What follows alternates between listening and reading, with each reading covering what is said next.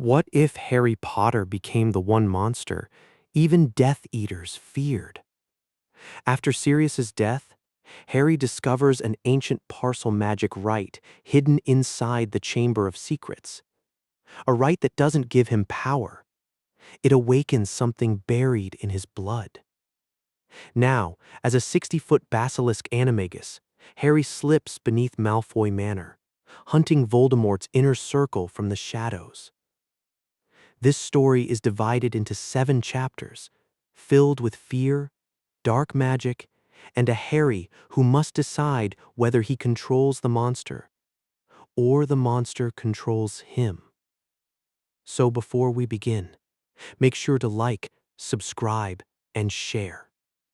And let's enter the King of Serpents. Chapter 1. The rite of shedding the King of Serpents. Sirius Black had been dead for 6 months, and the world had made the mistake of continuing. That was what Harry hated most, not the silence in Grimmauld Place, not the empty chair at the kitchen table, not the way Remus looked older every time Harry saw him, as if grief had discovered new ways to hollow a man out. Not even the horrible, useless dreams where Harry reached the veil in time and still could not pull Sirius back. No, the worst part was that morning still came. People still ate breakfast, letters still arrived by owl. The ministry still lied, the prophet still printed half-truths in neat columns.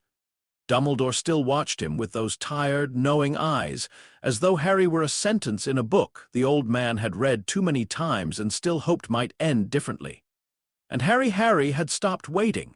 He had spent years waiting for adults to explain, waiting for permission, waiting for training that never came until it was too late, waiting for the truth, only to be handed pieces of it after the damage was already done. Sirius had gone through the veil because Harry had been wrong, because Voldemort had shown him a lie and Harry had run toward it like a fool, because no one had taught him enough, because everyone had thought keeping him ignorant was safer. Harry stood alone in the abandoned second-floor girls' bathroom, staring at the cracked sinks beneath the pale glow of his wand. Moaning Myrtle was not there. He had checked twice. The bathroom was empty except for the slow drip of water, the dust in the mirrors, and the faint smell of damp stone. The castle slept around him. Hogwarts at night was never truly silent. Pipes shifted. Portraits muttered in their sleep. Somewhere far below, the lake pressed its cold weight against the foundations. But here, in this forgotten room where his second year had almost ended in death, the quiet felt older. Harry stepped toward the sink with the tiny snake carved into the tap. For a moment, he simply looked at it. The last time he had opened the chamber, he had been 12. Terrified, desperate, running on instinct and loyalty and the stupid courage of a child who had no idea how close he was to dying. He remembered Ron beside him. He remembered Lockhart's useless smile. He remembered the tunnel collapsing. He remembered Ginny on the stone floor, pale and still. He remembered the diary. He remembered Tom Riddle, handsome and laughing and already dead in all the ways that mattered. Harry's fingers tightened around his wand, then he leaned closer to the tap and spoke. Open. The word left his mouth in Parseltongue, smooth and cold, not a command exactly but a recognition. The sink trembled. Metal scraped against stone. The familiar grinding sound filled the room as the circular entrance opened once more. A black hole yawned beneath him. Harry looked down into it. He had not told Ron. He had not told Hermione. He had not told Dumbledore, especially not Dumbledore. This place belonged to secrets. It had been built by a man who distrusted the world so deeply that he hid a kingdom beneath a school. Harry did not admire Salazar Slytherin. He did not forgive what the chamber had been made for, but the chamber had answered him, not Dumbledore, not Voldemort. Him, Harry climbed into the pipe and let himself fall. The descent was longer than memory allowed. Darkness rushed past him. The tunnel curved sharply, slick stone flashing under wandlight. Cold air tore at his face, and for one weightless second, he was 12 again, falling toward a monster with no plan except to keep going. Then the pipe spat him out onto damp stone. Harry landed badly, rolled, and came up coughing. The tunnel stretched ahead, lined with old bones and shadows. He stood slowly. Lumos. His wand light bloomed. The chamber had not changed, and somehow that made it worse. The massive stone serpents still rose from the walls. Their carved mouths gaped open in silent warning. The air was wet and cold and heavy, layered with centuries of stillness. Far ahead, beyond the tunnel, the main chamber waited with its black lake of shadow and the enormous statue of Slytherin staring down from the far wall. Harry walked. His footsteps echoed too loudly. He passed the place where Lockhart's spell had brought the ceiling down. He passed the tunnel where Ron had stayed trapped behind broken stone. He reached the chamber proper and stopped. The basilisk's skeleton lay where it had fallen. Time had stripped it clean.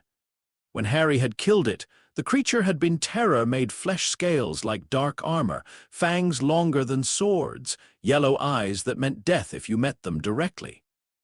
Now it was bones and memory. The skull rested tilted against the stone floor, huge and hollow, one fang missing where Harry had torn it free to destroy the diary. Harry approached it slowly. He had expected fear. Instead, he felt something stranger, recognition. The basilisk had been Voldemort's weapon. It had hunted children.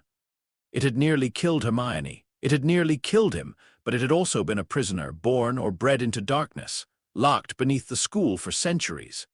Woken by a fragment of Tom Riddle and given only one command, kill, Harry stood before its skull and lowered his wand. "I know," he said quietly. His voice vanished into the chamber. He did not know what he meant by it. Maybe. "I know what it is to be used. Maybe. I know what it is to be kept in a cupboard until someone needs you. Maybe. I know what it is to be made into a weapon and then blamed for being sharp." The empty skull gave no answer. Harry moved past it.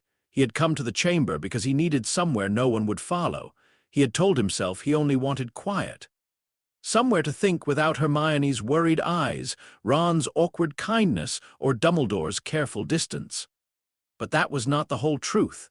The truth was that Harry had been dreaming of snakes, not ordinary dreams, not Voldemort's visions. These dreams were older, a tunnel beneath roots, warm stone beneath a scaled belly, the taste of iron in the air, a sky seen from so low that every blade of grass became a tree.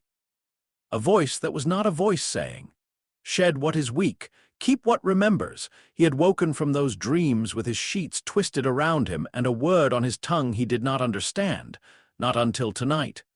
Harry walked around the basilisk's bones, wand held high, searching the walls. For nearly an hour he found nothing. The chamber seemed exactly as it had been, vast, cold, and dead. Then his light passed over a section of wall behind the basilisk's old sleeping place. Harry stopped. There was a recess in the stone, not large, not obvious. It was hidden behind the curve of the skeleton, where no one would look unless they came close enough to study the creature's resting place. Harry stepped over a rib bone as thick as his arm and crouched. The alcove was carved directly into the wall. Parcel script covered the stone. Harry's breath caught. He had seen Parseltongue written before, only in fragment symbols scratched into old notes, serpent-shaped markings in books that had been locked away in the restricted section. But this was different. This was not decorative. This was dense, layered, and old enough that the letters seemed less written than grown from the rock. Harry raised his wand. The symbols shifted in his vision. At first they were meaningless curves, then something inside him answered, not a voice. A pressure. The marks unfolded slowly, not into English. Not exactly. Parseltongue did not translate neatly. It carried meaning in movement, heat, threat, hunger, command. Reading it felt like trying to remember a dream while still awake. Harry traced the first line without touching it. "The skin is not the serpent he swallowed." The next line came slower. "The fang is not the venom." His wand hand tightened. "The body is not the blood." Harry leaned closer, pulse beating in his throat. The alcove was not a message, it was instructions. Not a spell with wand movements and incantations. Not a potion. Not a charm, a rite, a thing made before magic had been divided into subjects, before Hogwarts had classrooms and timetables and neat categories for what was allowed. This magic did not ask for a wand, it did not ask for Latin, it did not ask permission, it asked for blood. It asked for memory. It asked whether the thing hidden inside a person was strong enough to survive being found.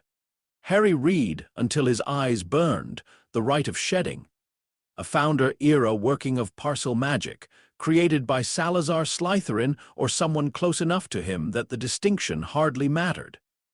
It was based on an idea Harry did not fully understand at first, that Parselmouths were not merely speakers of a language, they carried something, a serpent memory, a deep inheritance buried below thought, not a bloodline in the pure blood sense, not family trees and old names and portraits glaring from walls, something older than surnames, older than wands. The rite did not create a serpent form, it excavated one. Harry sat back on his heels. His first thought was absurdly practical. Hermione would kill him. His second thought came colder. No, she would try to understand it first. Then she would kill him. The corner of his mouth twitched, but the almost smile disappeared quickly. He should leave. That was the sensible thing. The sane thing, go back to the common room. Wake Hermione. Bring her here. Let her study the writing. Let Dumbledore know. Let the adults decide what to do. Harry looked over his shoulder at the basilisk skeleton. Sirius had spent 12 years in Azkaban because adults had decided. Harry had spent 10 years in a cupboard because adults had decided. Cedric had died in a graveyard because adults had failed to see what was coming. Sirius had fallen through the veil because Harry had not known enough, and no one had trusted him with the knowledge until after it mattered. Harry turned back to the wall. No, he whispered. The chamber listened. The rite required 3 things, a place of serpent memory, a living Parselmouth, and the remains of a serpent king. Harry looked at the skeleton. The basilisk had been dead for years, but the chamber had preserved it. The bones still held magic, not like a wand held magic, more like old stone held summer heat after the sun had set. Harry stood and walked to the skull. "I'm sorry," he said. Then he reached into the basilisk's mouth and placed his palm against the broken root of the missing fang. The bone was cold. Harry drew the small knife he had brought from his pocket. It was not ceremonial. It was not ancient. It was just a knife he had taken from Grimmauld Place because he had learned, finally, that relying on a wand for everything was foolish. He cut his palm. The pain was sharp and ordinary. Blood welled up, bright in the wandlight. Harry pressed his bleeding hand to the basilisk's fang root. For a moment, nothing happened. Then the chamber breathed, not literally. Stone did not move, air did not rush, but Harry felt the entire space notice him. The parcel script on the wall began to glow, not green gold. Old, deep, molten gold like fire seen through amber. Harry staggered back. The blood on his palm turned black. He stared at it, heart slamming against his ribs. Then the first wave hit. It was not pain. Pain would have been easier. This was wrongness. His bones remembered being something else. Harry dropped to his knees, choking. His wand rolled from his hand, its light spinning across the floor. The chamber tilted.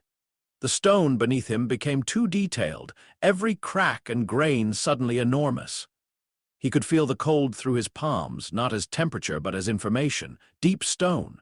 Old water. Rat trail. Snake trail. Dead scale. Human fear. Harry gasped. His fingers curled against the floor. The rite moved through him, not gently. It did not care that he was 15. It did not care that he was grieving. It did not care that he was afraid. It had been made in an age when magic was not kind, only exact. Harry tried to stand. His legs failed. The bones in his arms burned with a pressure that made him bite down on a shout. He heard something crack and realized, distantly, that the sound had come from inside him. His vision blurred. The chamber's walls stretched taller than closer, then impossibly far away. Words began to disappear. That was the worst part, not speech. Thought. Harry tried to think Hermione. For one terrible second, the name would not come. Instead, there was. Sharp mind, warm hand, ink smell friend. He tried Ron, red noise, loyal fire, food, laughter, brother. He tried Sirius. The rite paused there. Something inside him recoiled. Sirius became smoke, leather, bark, laugh door that will not open. Harry made a sound that was not human enough to be called a sob. He collapsed beside the basilisk's skeleton as the chamber folded around him. The first day was fever. Harry drifted in and out of awareness, though awareness no longer belonged only to his eyes. Sometimes he was on the stone floor, curled around himself, his body shaking so badly his teeth clicked together. Sometimes he was in darkness beneath warm earth, pushing through a shell with a body that had never known hands. Sometimes he saw Salazar Slytherin standing in the chamber, not as a portrait or ghost, but as an impression left in the walls. A tall figure with long fingers and a face like a closed door. The man spoke Parseltongue not as Harry did, but as if the language had been born from him. To command serpents is nothing. To become one and return unchanged, that is mastery. Harry wanted to ask questions.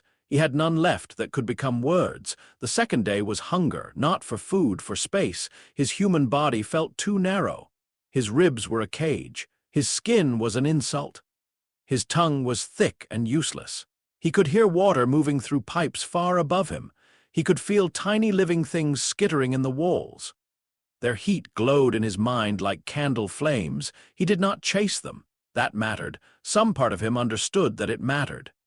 The basilisk memory was not evil. That almost frightened Harry more. It was patient. Vast. Direct. It did not hate prey. It simply recognized prey. It did not enjoy fear. It simply used fear. It did not understand mercy, but it understood restraint if restraint served the hunt. Harry clung to that distinction. He was not gone. He was still there. Sometimes he repeated it without words. I am Harry. The basilisk mind answered without argument. Yes, then, beneath that, also more. On the third day the shedding began. Harry woke on his back beneath the statue of Slytherin, staring up at the stone face far above him. His skin felt loose. That was the only way his mind could understand it at first, as if his body had become clothing that no longer fit. He raised one hand and saw the skin along his fingers pale and split like old parchment. He should have screamed. He did not. The chamber was very quiet. Harry sat up slowly. His glasses had broken at some point. He did not need them. The world was sharper without them than it had ever been with them. Not visually sharper, exactly, more complete. He could see the darkness. He could taste the damp mineral breath of the walls. He could feel his own heartbeat as a heavy drum inside him, too fast, too human, already fading into something deeper. The parcel script blazed one final time. Shed. Harry obeyed. The transformation was not like becoming an animagus in books. There was no clean ripple of magic. No elegant shift from boy to beast. No graceful folding of one shape into another. It was ancient and physical and absolute. His spine lengthened first. Harry felt the floor rush away and then return, not because he had moved, but because his body had changed its relationship to the ground. His shoulders narrowed and vanished into a line of motion. His arms pulled inward, not lost, but rewritten. His legs became memory, scales pushed through skin like night surfacing from beneath water, matte black, not shiny, not decorative, the black of deep tunnels, the black of ink before words. The black of a closed eye. Harry's mouth opened, his jaw unhinged. The sound that came out shook dust from the ceiling. It was not a scream, it was a birth. When it ended, Harry lay across the floor of the chamber in a body 60 feet long. For a long time, nothing moved. Then one amber eye opened. The world changed. Heat bloomed everywhere. Stone was cold blue pressure. Water was silver movement. The skeleton beside him was a map of old calcium and dead magic. Far above, beyond pipes and floors and sleeping children, Hogwarts glowed faintly with thousands of warm lives. Harry did not look directly at them. Instinct told him not to. That instinct was not moral. It was mechanical, like knowing not to touch fire. His gaze was a weapon now. No, not a weapon. A current, something that could be damned or released. Harry focused. The amber light behind his vision dimmed. Careful, the word formed slowly. Careful was still a word that nearly broke him. Harry shifted. The movement sent his massive body sliding across the stone with a sound like silk dragged over rock. He froze, overwhelmed by the ease of it. There were no hands, no feet, no awkward human balance. Every inch of him touched the world. Every inch listened. He moved again. The basilisk mind rose beneath him, immense and calm, not controlling him, waiting. That was the horror and the miracle of it. Harry was not possessed. He had not become an animal wearing his memories. He was still himself. He could choose. He could think. He could remember Ron's laugh, Hermione's voice, Sirius's hand gripping his shoulder in the firelit kitchen of Grimmauld Place. But underneath those memories was something older that knew how to coil, strike, wait, and kill. Harry understood then what the right truly was. It did not give power, it gave access. The beast had always been somewhere in the blood, sleeping beneath language. The right had opened the door. Now Harry had to decide what kind of thing would walk through it. He raised his head. The chamber looked smaller. That was absurd. It was enormous. But Harry's new body occupied space in a way his human mind struggled to accept. He could reach the nearest serpent statue with a slight extension of his neck. His coils covered half the floor. His skull alone was longer than a school desk. He turned toward the basilisk skeleton. The dead King of Serpents stared back with empty sockets. Harry lowered his head until his snout nearly touched the skull. For the first time, he understood how young the creature had been when it died. Centuries old, yes, but trapped centuries did not make a life. It had known darkness, orders, hunger, and then a boy with a sword. Harry stayed there for a while, then he spoke, or tried to. No human words came. Only Parseltongue, deeper now, layered with vibrations that made the stone beneath him hum. Rest. The chamber accepted the word. Harry spent hours learning how not to kill. It was the strangest lesson of his life, not how to attack. The basilisk body knew that. It knew angles of approach, pressure points, speed, venom, silence. It knew how long a warm body could remain still before stillness became death. It knew how to become shadow. Restraint was harder. He practiced opening and closing the current behind his eyes. A rat came too close through a crack in the wall. Harry sensed it before it appeared, tiny heat, rapid heart, whiskers tasting the air. The basilisk mind noted, "Pray." Harry answered. No, the rat emerged. Harry kept his gaze damned. The rat froze anyway, overwhelmed by instinct older than thought. Then it fled. Harry let it go. Again, that mattered. He practiced moving without breaking stone. Practiced coiling around pillars without crushing them. Practiced lowering his head without striking. Practiced holding his jaws closed while venom gathered behind his fangs like pressure behind a locked door. The venom frightened him, not because it was evil, because it was simple. His human mind understood poison as something used. A tool. A choice.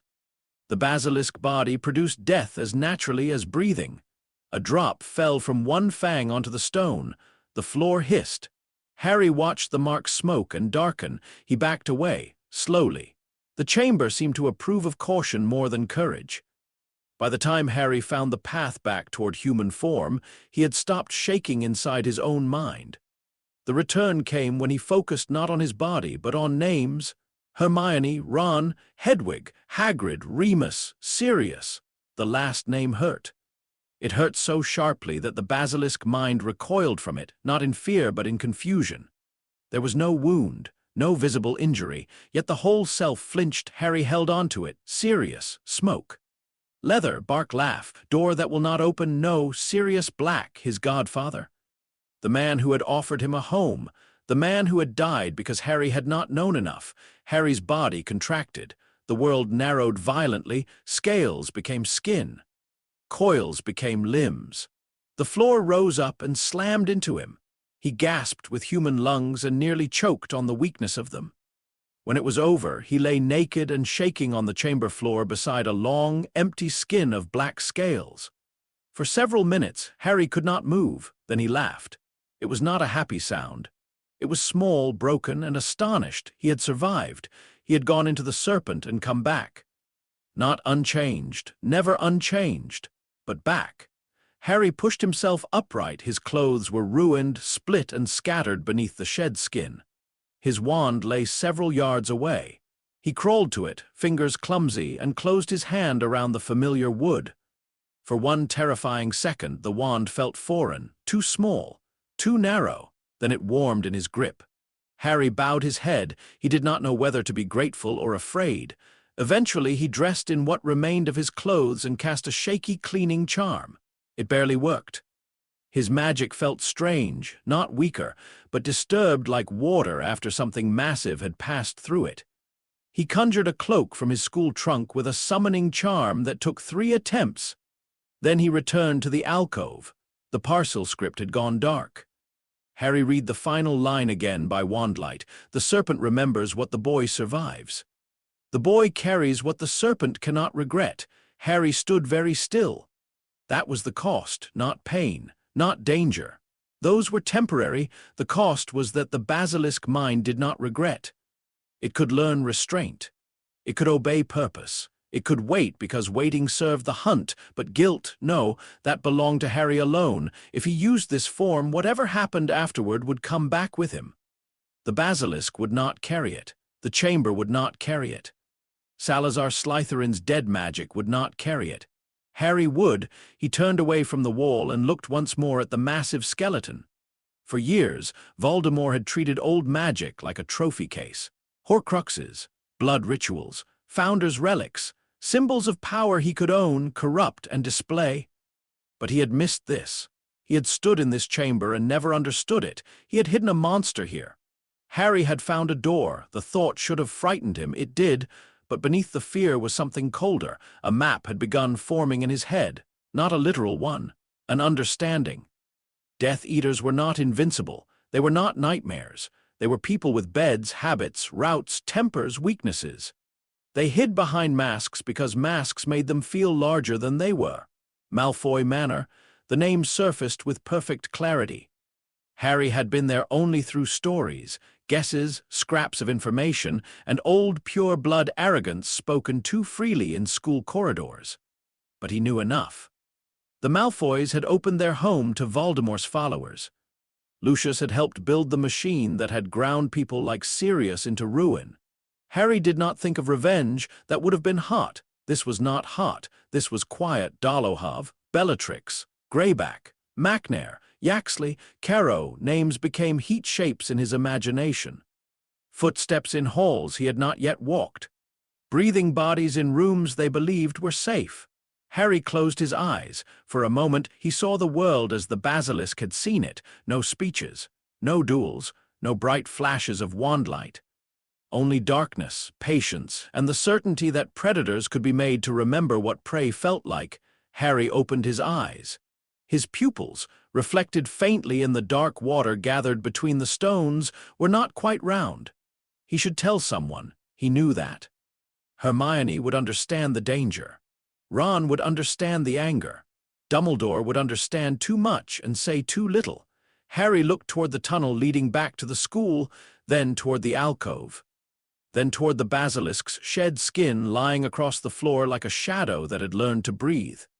He was not ready to tell them, not yet, because the moment he told them, they would try to stop him. Maybe they would be right. Maybe that was why he could not allow it. Harry lifted his wand. The shed skin folded under a careful charm, shrinking enough to fit inside the conjured cloak.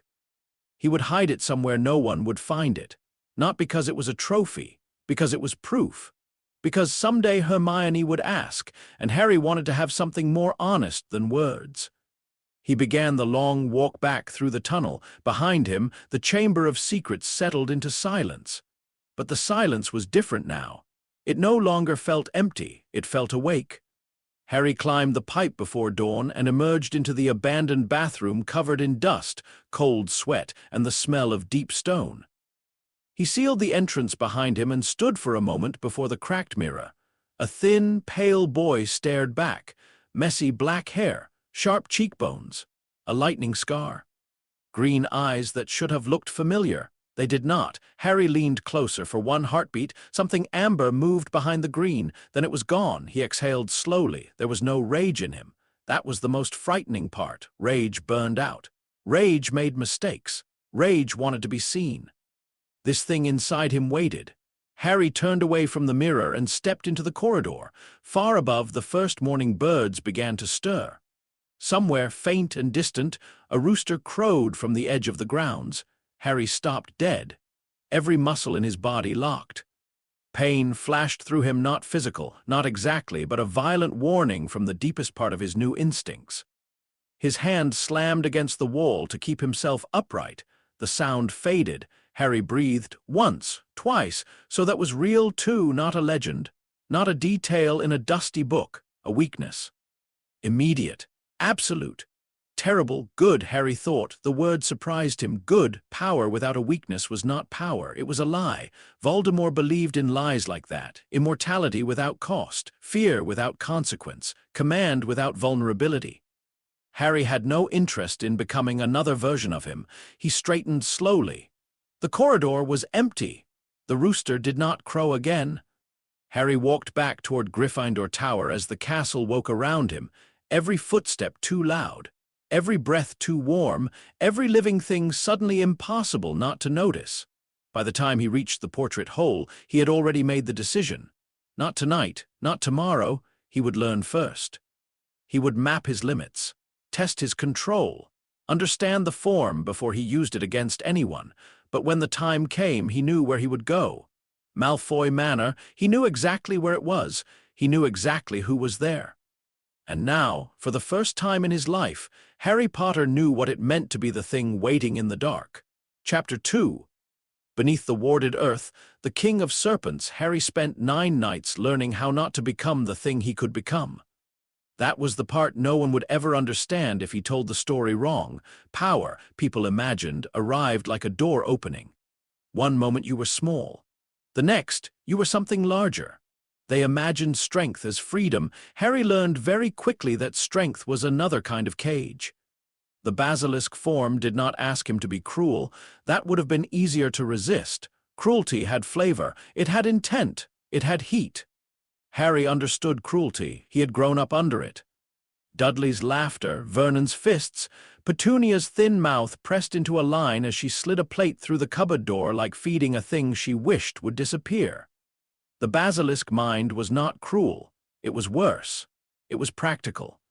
When Harry transformed beneath Hogwarts for the second time, curled in the farthest tunnel of the chamber with his wand tucked safely behind a stone pillar, and his clothes folded with the care of a boy pretending he still belonged to ordinary rules, the change came faster.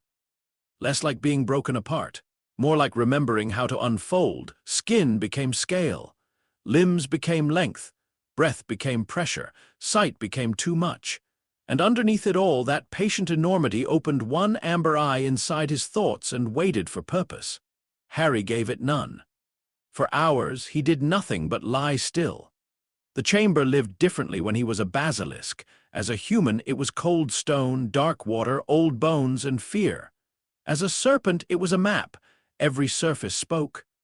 The walls carried old tremors from the castle above.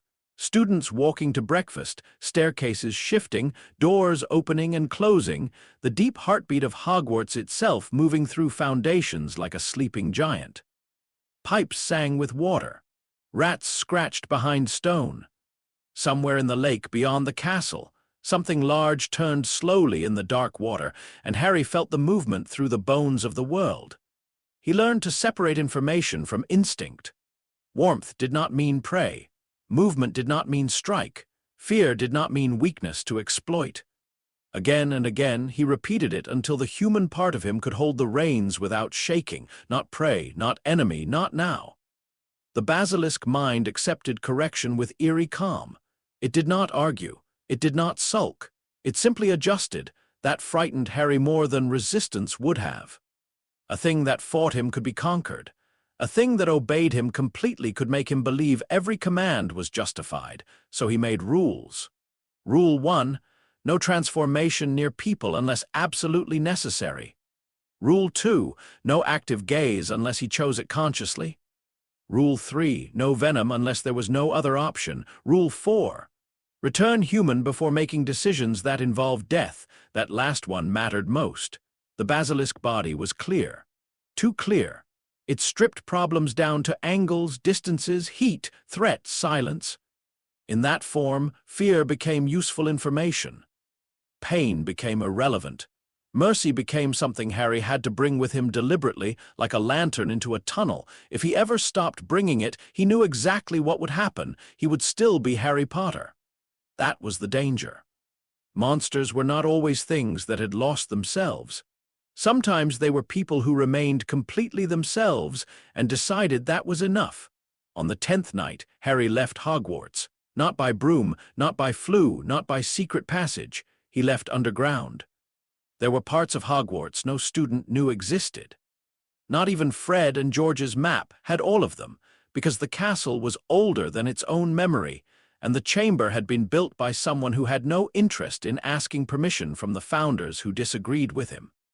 Behind the basilisk's sleeping alcove, beyond a second wall of parcel script Harry had missed the first time, was a tunnel. It did not open when he spoke. It opened when he breathed against it in serpent form. The stone recognized the body before it recognized the voice. That detail stayed with Harry. The passage beyond was not grand. No carved serpents, no statues, no hidden library of Slytherin's lost greatness. It was narrow, downward sloping, and rough, built less like a corridor and more like a wound through the earth. Roots pushed through cracks. Underground water slicked the stone. The air tasted of minerals, worms, and old pressure. Harry moved through it slowly at first. 60 feet of basilisk did not travel like a man crawling. He flowed. The first mile was awkward. His coils scraped stone. His head struck low arches twice, sending irritation flickering through the basilisk mind like cold sparks. The tunnel curved sharply in places where no human architect would have allowed it to curve, but a serpent had carved or widened it long ago, and after a while Harry understood how to move with it. Do not fight the earth. Follow the weakness in it. That was how serpents traveled. Not by forcing the world to open, but by finding where it already had. The passage took him beyond Hogwarts' immediate grounds, beneath tree roots and buried stone, through old drainage channels that predated the castle's current plumbing. It did not lead directly to Malfoy Manor. Nothing so convenient. But it led to a place beyond the wards, beyond the watchful portraits, beyond any map Filch had ever threatened students with, a forgotten culvert at the edge of the forbidden forest. Harry emerged into moonless darkness beneath a tangle of thorn and dead leaves. The forest struck him all at once.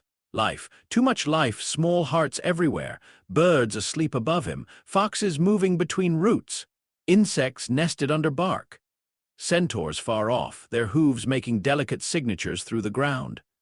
Acromantulas, deeper still, clustered in numbers that made the basilisk mind lift its attention with cold interest. Harry pulled that attention back. Not tonight. The air was wet and sharp. Winter had not fully claimed the forest, but the warmth of autumn had gone. Rotting leaves softened the ground. Mist clung low between the trees. Harry remained still for nearly an hour, not because he needed to, because he wanted to know if he could. Eventually, the forest accepted him as a feature of darkness. Then he moved. The journey to Wiltshire took the better part of 2 nights. Harry could have traveled faster above ground, but speed was not the point. Discovery was the enemy. Wizards watched roads, skies, fireplaces, and apparition points. They warded doors and windows. They thought in straight lines because human bodies thought in straight lines. A basilisk did not need roads. Harry followed riverbeds, drainage channels, old badger tunnels widened by force when necessary, and stretches of open country crossed under cloud cover. He avoided villages, avoided farms, avoided anything with roosters. That weakness shaped the entire operation. The first time he heard one during his scouting route, miles from Hogwarts, the effect was worse than he expected. The sound came thin and distant from a farmhouse hidden behind a line of trees. A single crow, Harry collapsed, not dramatically, not with a roar. His entire body simply failed him. 60 feet of muscle and scale struck the ground hard enough to send frost shaking from nearby grass. His vision flashed white gold. Every nerve in his serpent body seized around one command older than thought: death, not warning, not pain, death. For 3 seconds, Harry could not move. For 10, he could not think. Then the sound ended, and control returned in pieces. He dragged himself beneath an abandoned stone bridge and lay there until dawn passed, and the farm grew quiet.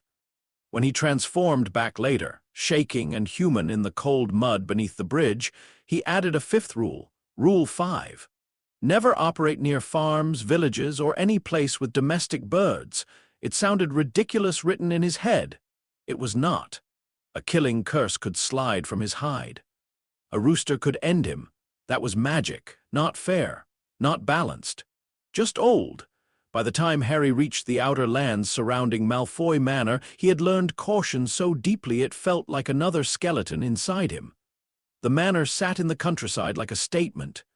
Even from underground, Harry felt it before he saw it. Wards had weight, not physical weight, not exactly, but pressure in the magical air. Hogwarts wards felt layered and alive, like old trees grown together over centuries. The Burrows wards had felt warm and busy, patched and repatched by love, desperation, and practical necessity. Malfoy Manor's wards felt like glass knives, clean, expensive, precise. Harry lay beneath a frozen ditch at the eastern edge of the estate, only his head raised enough to look through dead reeds toward the distant house. Malfoy Manor rose pale beneath the night sky, its windows dark, except for a few scattered points of yellow light. It was not the largest house Harry had ever seen. Hogwarts made all other buildings seem small, but the manor had a different kind of size. It did not sprawl. It occupied. Every line of it announced ownership, tall windows, iron balconies, stone peacocks perched on roof corners, long lawns silvered by frost, a formal garden arranged in cruel symmetry. Beyond that, older trees marked the estate boundary like silent guards. Harry tasted the air, magic, human, old money, fear. That last one surprised him, not fear outside the manor, fear inside it. Too faint to identify, carried through vents and cracks and old stone, but present. Living creatures under pressure. Servants perhaps, prisoners maybe, or Death Eaters afraid of the master they worshipped. Harry lowered his head. Do not assume he had come to map. Nothing else, not tonight. The wards began 20 yards beyond the ditch. To human sight, there was nothing there. No shimmer, no glowing wall, no visible barrier. To Basilisk's senses, the air beyond the line tasted wrong. Harry extended his tongue. The information arrived layered. Apparition detection, portkey net, anti-broom vector lattice, muggle-repelling haze. Intruder recognition keyed to bloodlines, wand signatures, mark resonance, and authorized guest pathways. A perimeter alarm laced with something sharp enough that Harry suspected it would cut through most disillusionment charms like wire through skin. Lucius Malfoy had not been lazy. Voldemort had improved on him. Harry stayed outside the line for nearly 2 hours, tasting and listening. He did not try to break the wards. That would have been foolish. A wizard attacked a ward and tested its strength. A serpent studied whether the ward knew what a serpent was. The answer came slowly. The wards noticed life. They noticed magic. They noticed intent, but only in the way a locked door noticed a key being forced. Harry's serpent form registered as magical, yes, but not as a human intrusion, not as wand activity, not as apparition, not as flight, not as polyjuice, not as a disguised wizard. To the ward stones, he was diffused serpent magic spread across a large biological form. Ambient, directionless. Not harmless exactly, but not categorized as a threat. The system had been built to answer, like smoke outside a window, like rain on a roof. Like something wild passing through land pure bloods assumed they owned because paper said so. Harry did not feel triumph. He felt the shape of a limitation. This would not work twice against someone who understood it. If Voldemort learned what he was, any future ward would include magical creature recognition. Basilisk-specific alarms, rooster triggers, maybe enchanted mirrors angled across corridors. The advantage existed because no one had imagined him, so he would use it carefully. The estate's eastern drainage system was exactly where old maps had suggested it would be. Harry had found references in the Hogwarts library during the previous week. hidden not in magical defense books, but in architectural histories. Hermione would have been proud of him for checking. Ancient pure-blood manors were built with drainage tunnels large enough for house elves and maintenance charms to access.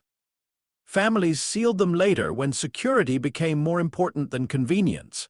The Malfoys had sealed most of theirs. Most.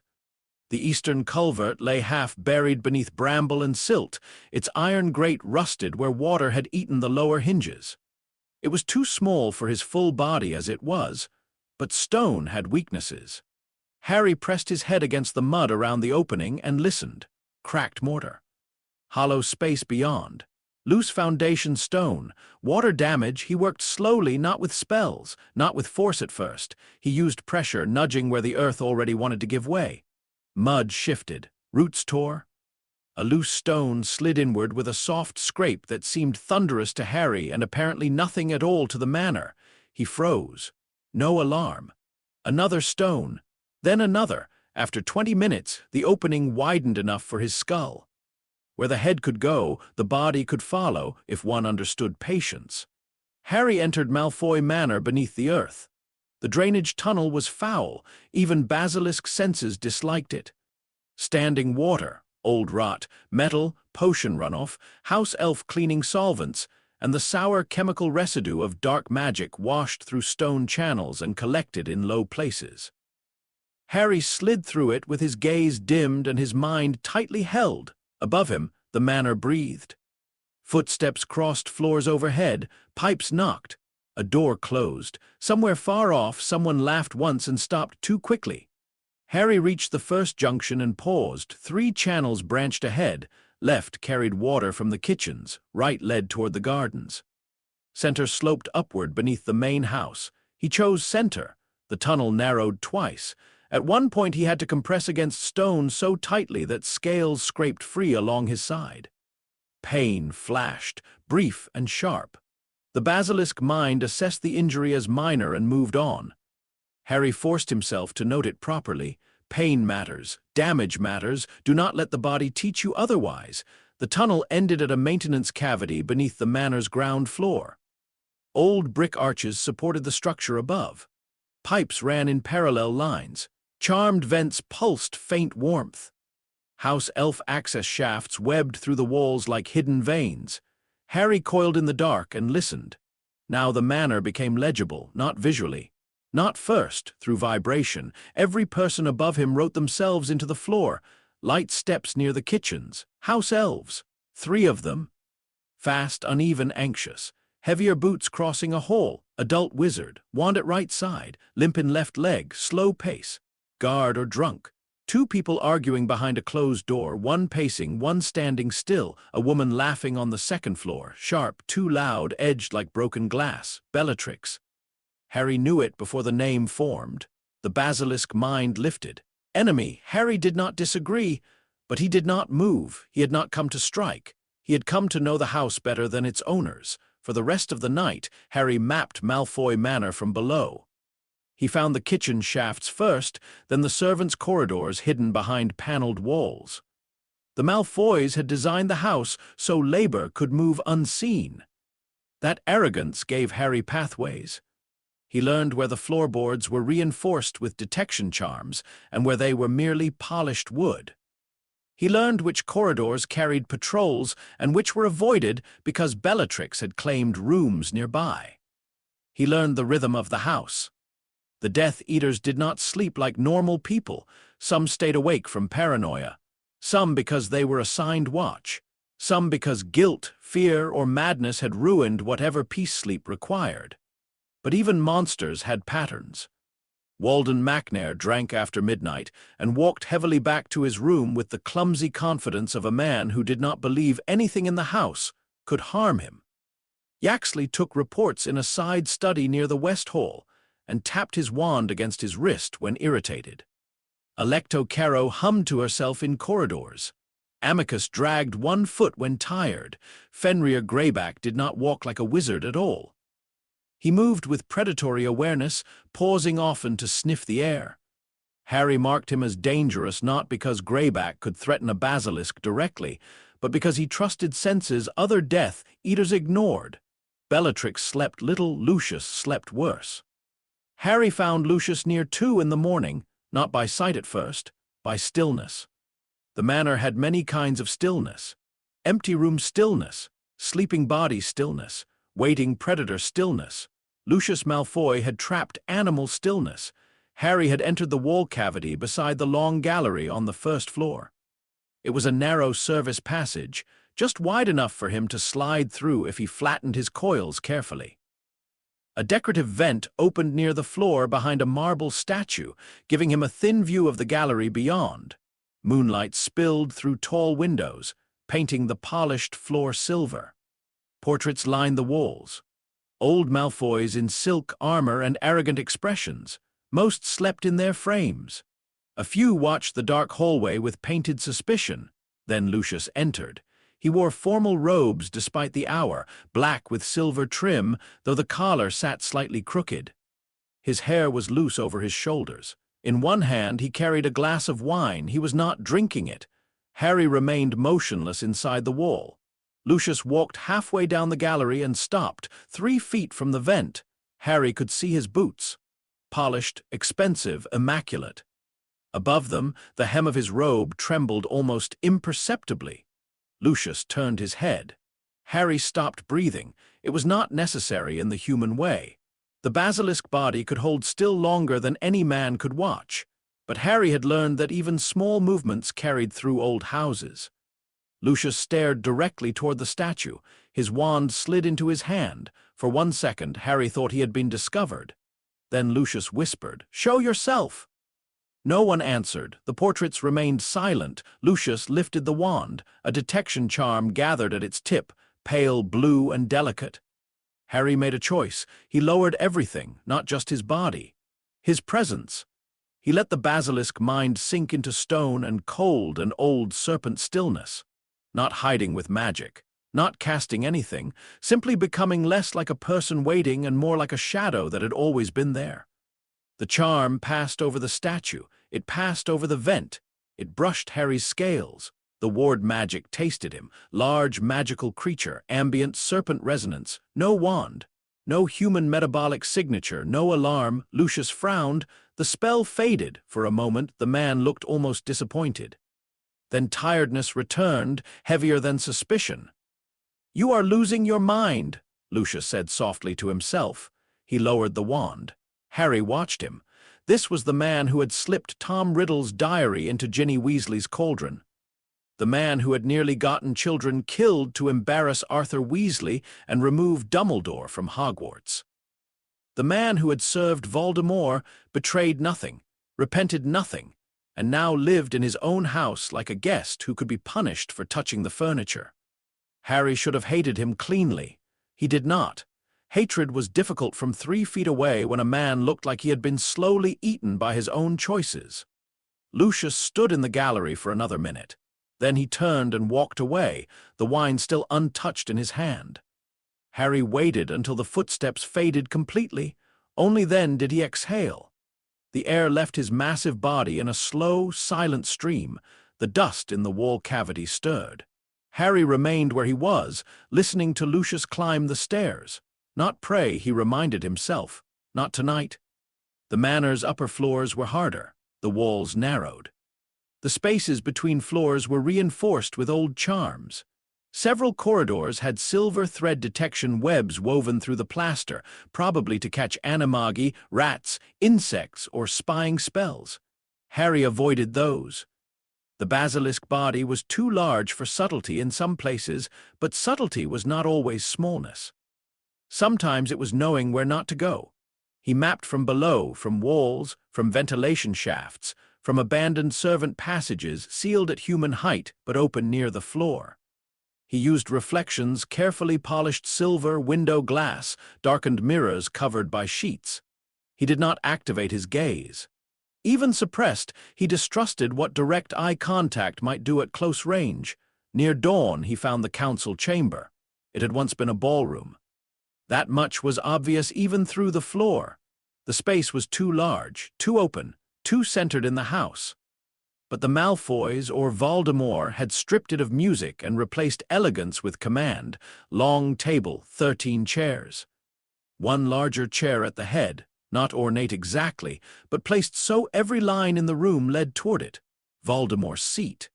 Harry entered through the hollow behind the great fireplace, where old ash channels connected to a ventilation flue. He could not fit fully into the chamber without tearing the hearth apart, so he remained coiled inside the dark and looked through a crack no wider than his hand would have been. The room was empty, that made it worse. The table held maps: Britain, London, Diagon Alley, Hogsmeade. Several places Harry did not recognize. Lines marked in red ink connected names and locations. Some were crossed out. On the far wall hung a banner bearing the dark mark. Harry stared at it for a long time. Human fear rose in him first, then Basilisk assessment, symbol, threat display, pack marker, claim of territory. Harry almost laughed inside his own head. For all their speeches and blood purity and rituals, the Death Eaters were not complicated to the Basilisk mind. They marked territory.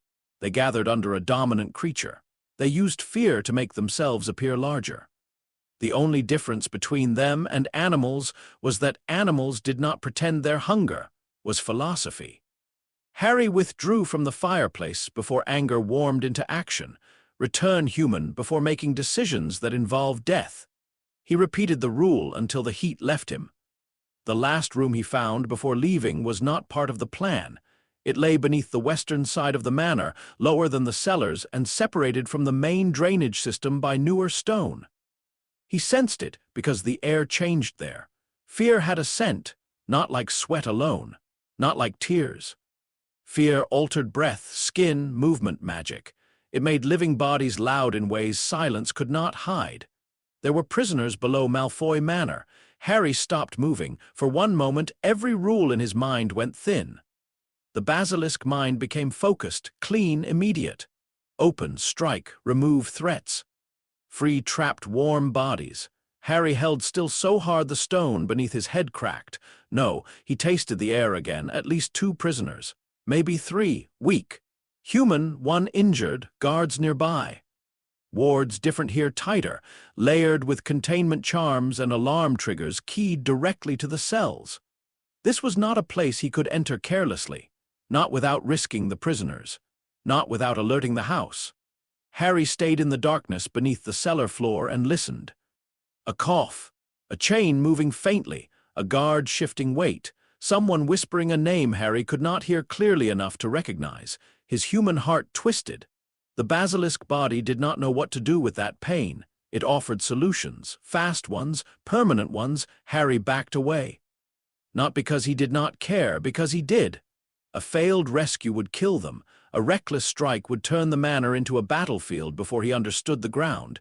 He marked the location in memory with painful precision. West Cellar. New stone, 3 guard routes, alarm charm in threshold. Blood ward on inner door, possible prisoners. Return, return, the word became promise. By the time the sky began to pale, Harry had mapped enough, not everything, never everything. Houses changed when people moved through them. Wards shifted, patrols altered, fear made patterns unstable. But he had the bones of the manor now, entrances, exits, blind spots, arrogances, especially arrogances. The Death Eaters trusted the obvious protections. They trusted alarms built against wizarding tactics. They trusted walls because they thought walls belonged to them. They trusted darkness because they assumed they were the only things in it. Harry left the way he had entered, back through the maintenance cavity, down the drainage tunnel, past the rusted grate, into the ditch beneath dead reeds and cold mud. He did not look back until he had crossed the ward line. Only then did he raise his head and turn toward the manor. One window on the second floor glowed faintly. A figure stood behind the glass. For a second, Harry thought it was Bellatrix. Then the figure shifted, and moonlight caught pale hair. Lucius.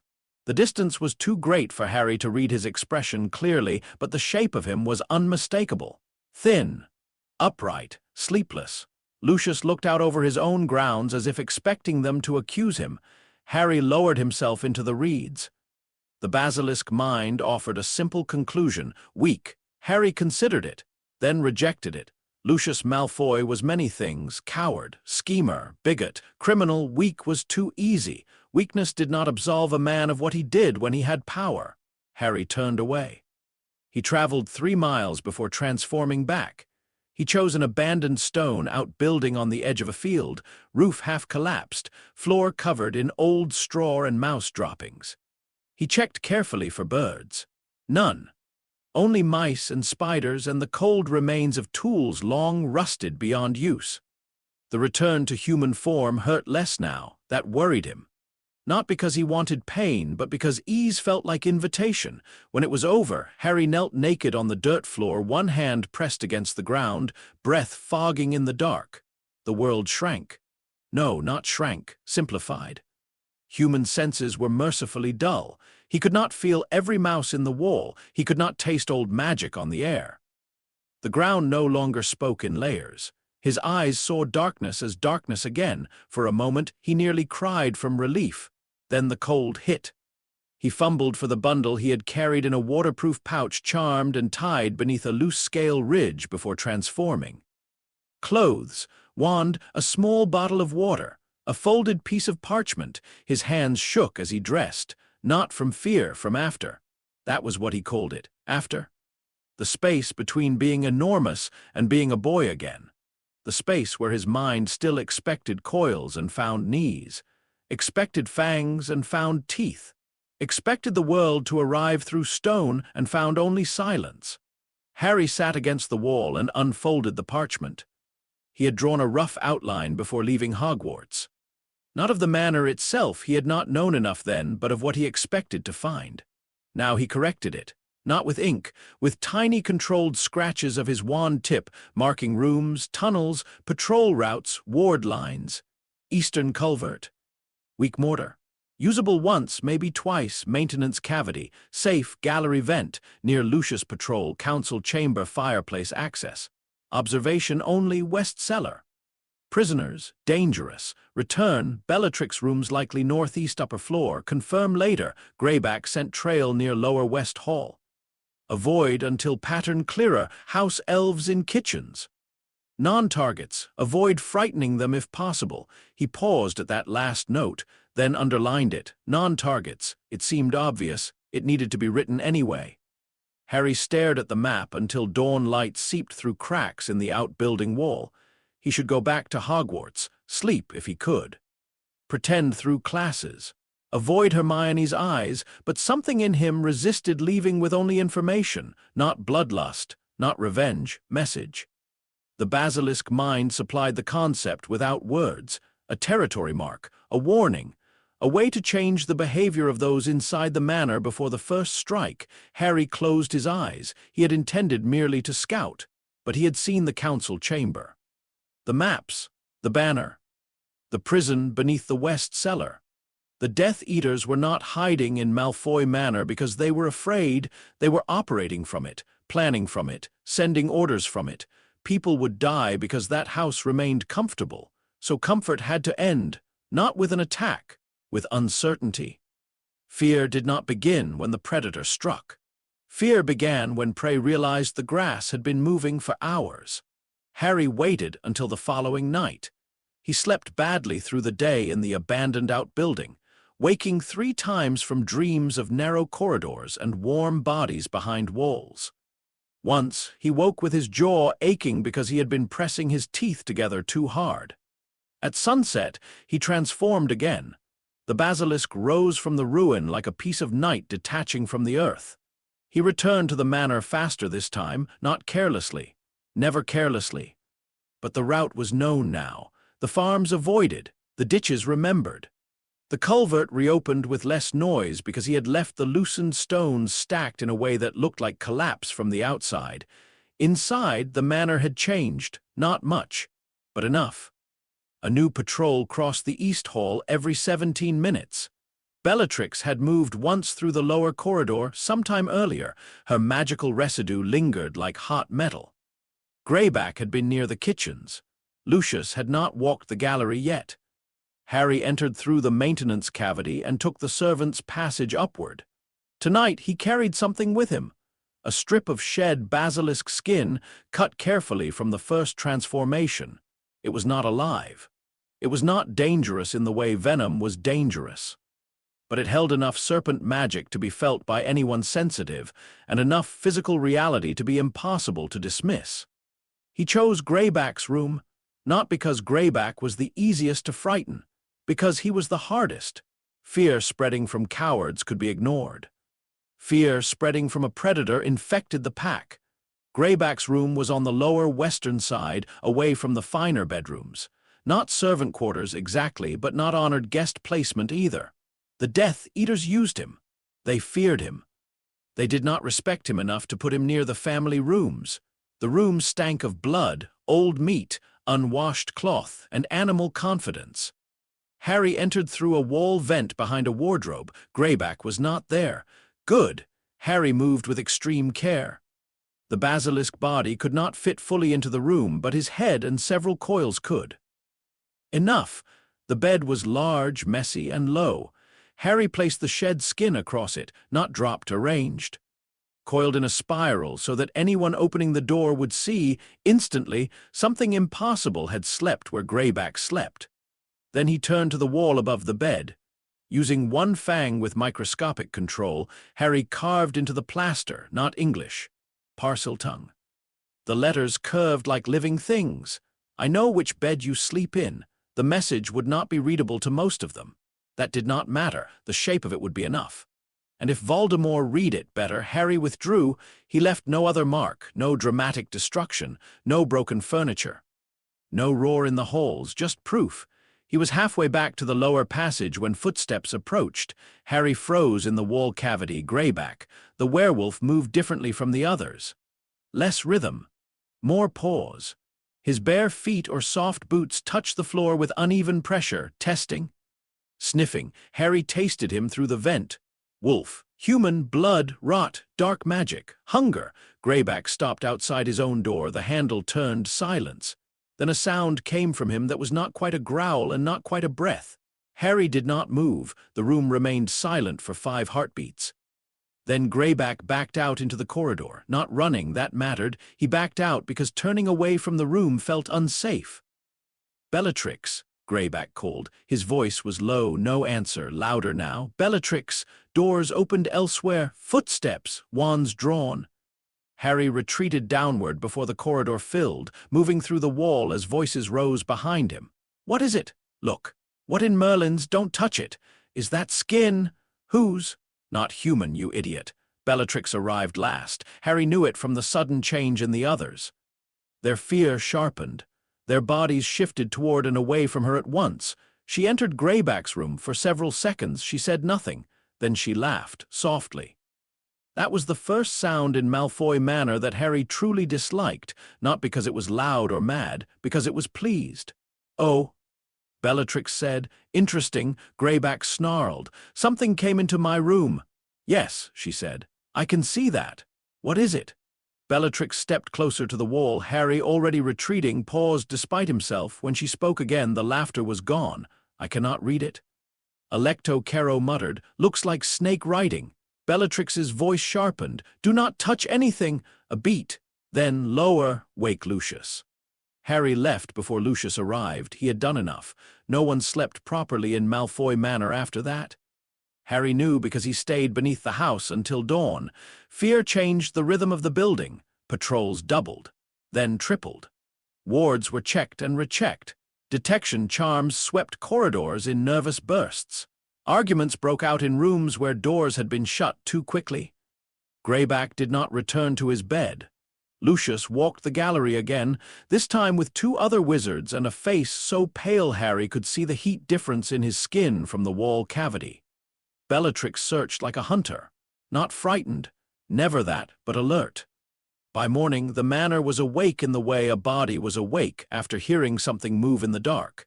Harry left before sunrise, carrying the completed map in memory and one final certainty. The first night had proven entry. The second had proven presence. The next time he came, Malfoy Manor would no longer be a house. It would be hunting ground. Harry returned to Hogwarts through the underground passage and emerged in the chamber just as the castle began to stir above him. He transformed back beside the basilisk skeleton and remained on the stone floor for a long time afterward. His body ached, his mind did not. That was what frightened him. The operation had worked. No one had seen him. No alarm had caught him. The message had landed exactly where he wanted it. A clean success. Too clean. Harry dressed slowly, fingers stiff around buttons, then looked at his reflection in a shallow pool of black water. Green eyes stared back, almost normal. He waited until he could say the names aloud. Hermione Granger, he whispered. Human, Ron Weasley. Human. Sirius Black. The pain came. Human. Only then did he stand. Before leaving the chamber, he turned back toward the skeleton. I didn't kill anyone, he said. The words sounded small in the vastness. The basilisk mind offered no praise, no judgment. Only the patient awareness of a predator that had marked a den and would return. Harry closed his eyes. Not yet, he whispered. Then he climbed back toward the waking castle. Behind him, deep beneath Hogwarts, the Chamber of Secrets waited in silence. And far away, beneath the polished floors and silver-framed portraits of Malfoy Manor, the first true crack had opened, not in the wards, not in the walls, in the certainty of the people inside. That was where Harry had chosen to strike first. Chapter 3. The Invisible Predator, the King of Serpents. By breakfast, Malfoy Manor had learned how to whisper.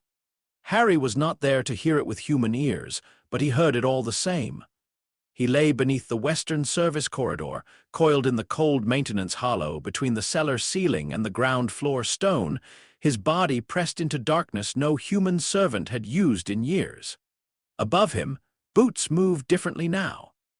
The manor no longer walked with arrogance. It walked with questions. A door opened too quickly, someone cursed, a chair scraped, a wand tapped wood in nervous rhythm, then Greyback's voice, low and vicious, carried through the floorboards. Something was in my room. No one laughed.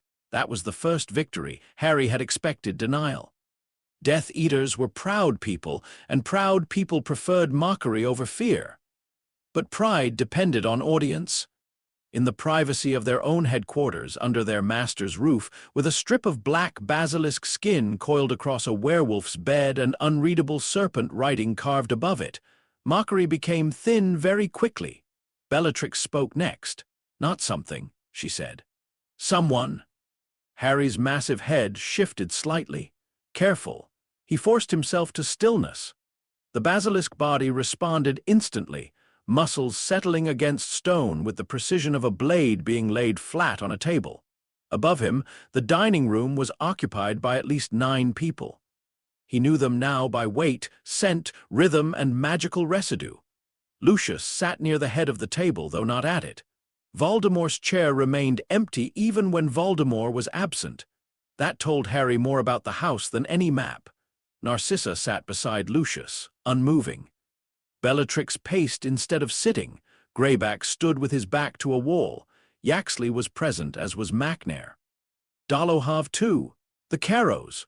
2 others Harry had not identified by name, but whose movements he had mapped during the night. There were servants nearby, house elves. Harry had marked their movements carefully, non-targets, never targets. Lucius's voice came soft and strained. The wards registered nothing. Then your wards are useless, Greyback snarled. My wards, Lucius said, and there was a flicker of old pride in him, are among the most sophisticated private protections in Britain. Something walked through them. Not walked, Bellatrix said. The room quieted. Harry imagined her standing near the table, head tilted, eyes bright with interest. She was not frightened. That made her dangerous. Fear made most people careless in obvious ways. Bellatrix's lack of fear made her careless in deeper ones. She wanted the mystery to be worthy of her. That was a weakness, too. Bellatrix continued. The message was not written with a wand. The wall was scored physically, deeply. The skin is genuine. The residue is old serpent magic. Snake? Alecto asked, disgust and uncertainty mingling. No, Bellatrix said. Not snake. No one spoke. Harry felt the pause travel through the room. Bellatrix let it sit there, then, almost fondly, she said, Basilisk. Several chairs moved at once. Yaxley stood. Macnair swore. Greyback made a sound like a growl held behind teeth. Lucius said nothing. Harry pictured his face. Pale, controlled, already understanding too much and not enough. "That's impossible," Yaxley said. Bellatrix laughed once. "Impossible is a word for people who die confused." Harry did not move. Inside him, the basilisk mind recognized her tone. Challenger, not prey, not yet. Harry held to the rule. Return human before making decisions that involved death. He had done that. After leaving the manor the previous night, he had returned to the abandoned outbuilding, transformed back, and sat shivering in the gray light before dawn with the map spread across his knees. He had made the decision there as Harry Potter, not as the basilisk. Tonight would be the first active operation, not a massacre, not rage, a campaign. The word mattered. A massacre was noise.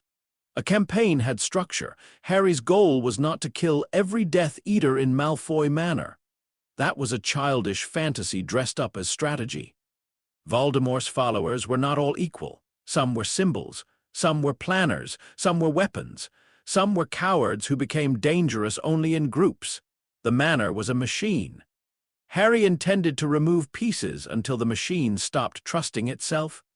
He had written the objectives in his head before transforming. 1. Deepen uncertainty. 2. Disrupt command structure. 3. Confirm prisoner location and guard pattern. 4. Remove one high-value target only if isolation, silence, and escape route were guaranteed. 5. Do not engage Bellatrix. That last objective had taken the longest to accept. The basilisk mind did not like it. Harry did. Bellatrix was too alert, too adaptable, and too willing to burn down the board rather than lose a piece.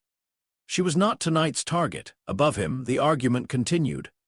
"We should summon the Dark Lord," Yaxley said. "No," Bellatrix snapped. That surprised Harry. Lucius spoke softly. "You would conceal a threat inside his headquarters." Bellatrix's footsteps stopped. "Choose your next words with care, Lucius." The dining room became very still. Lucius chose silence. Bellatrix resumed pacing. "If we summon him over a shed skin and scratches on a wall, we announce ourselves as frightened children. We search, we identify, then we present him a corpse." Greyback shifted his weight. "And if it kills one of us first?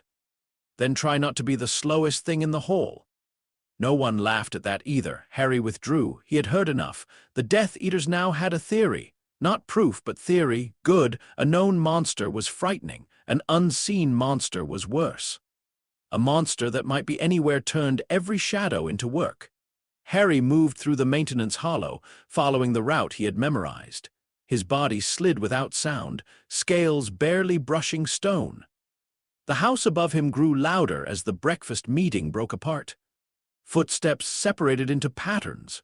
Bellatrix headed toward the eastern wing. Greyback stayed below, circling like an animal unwilling to leave his den.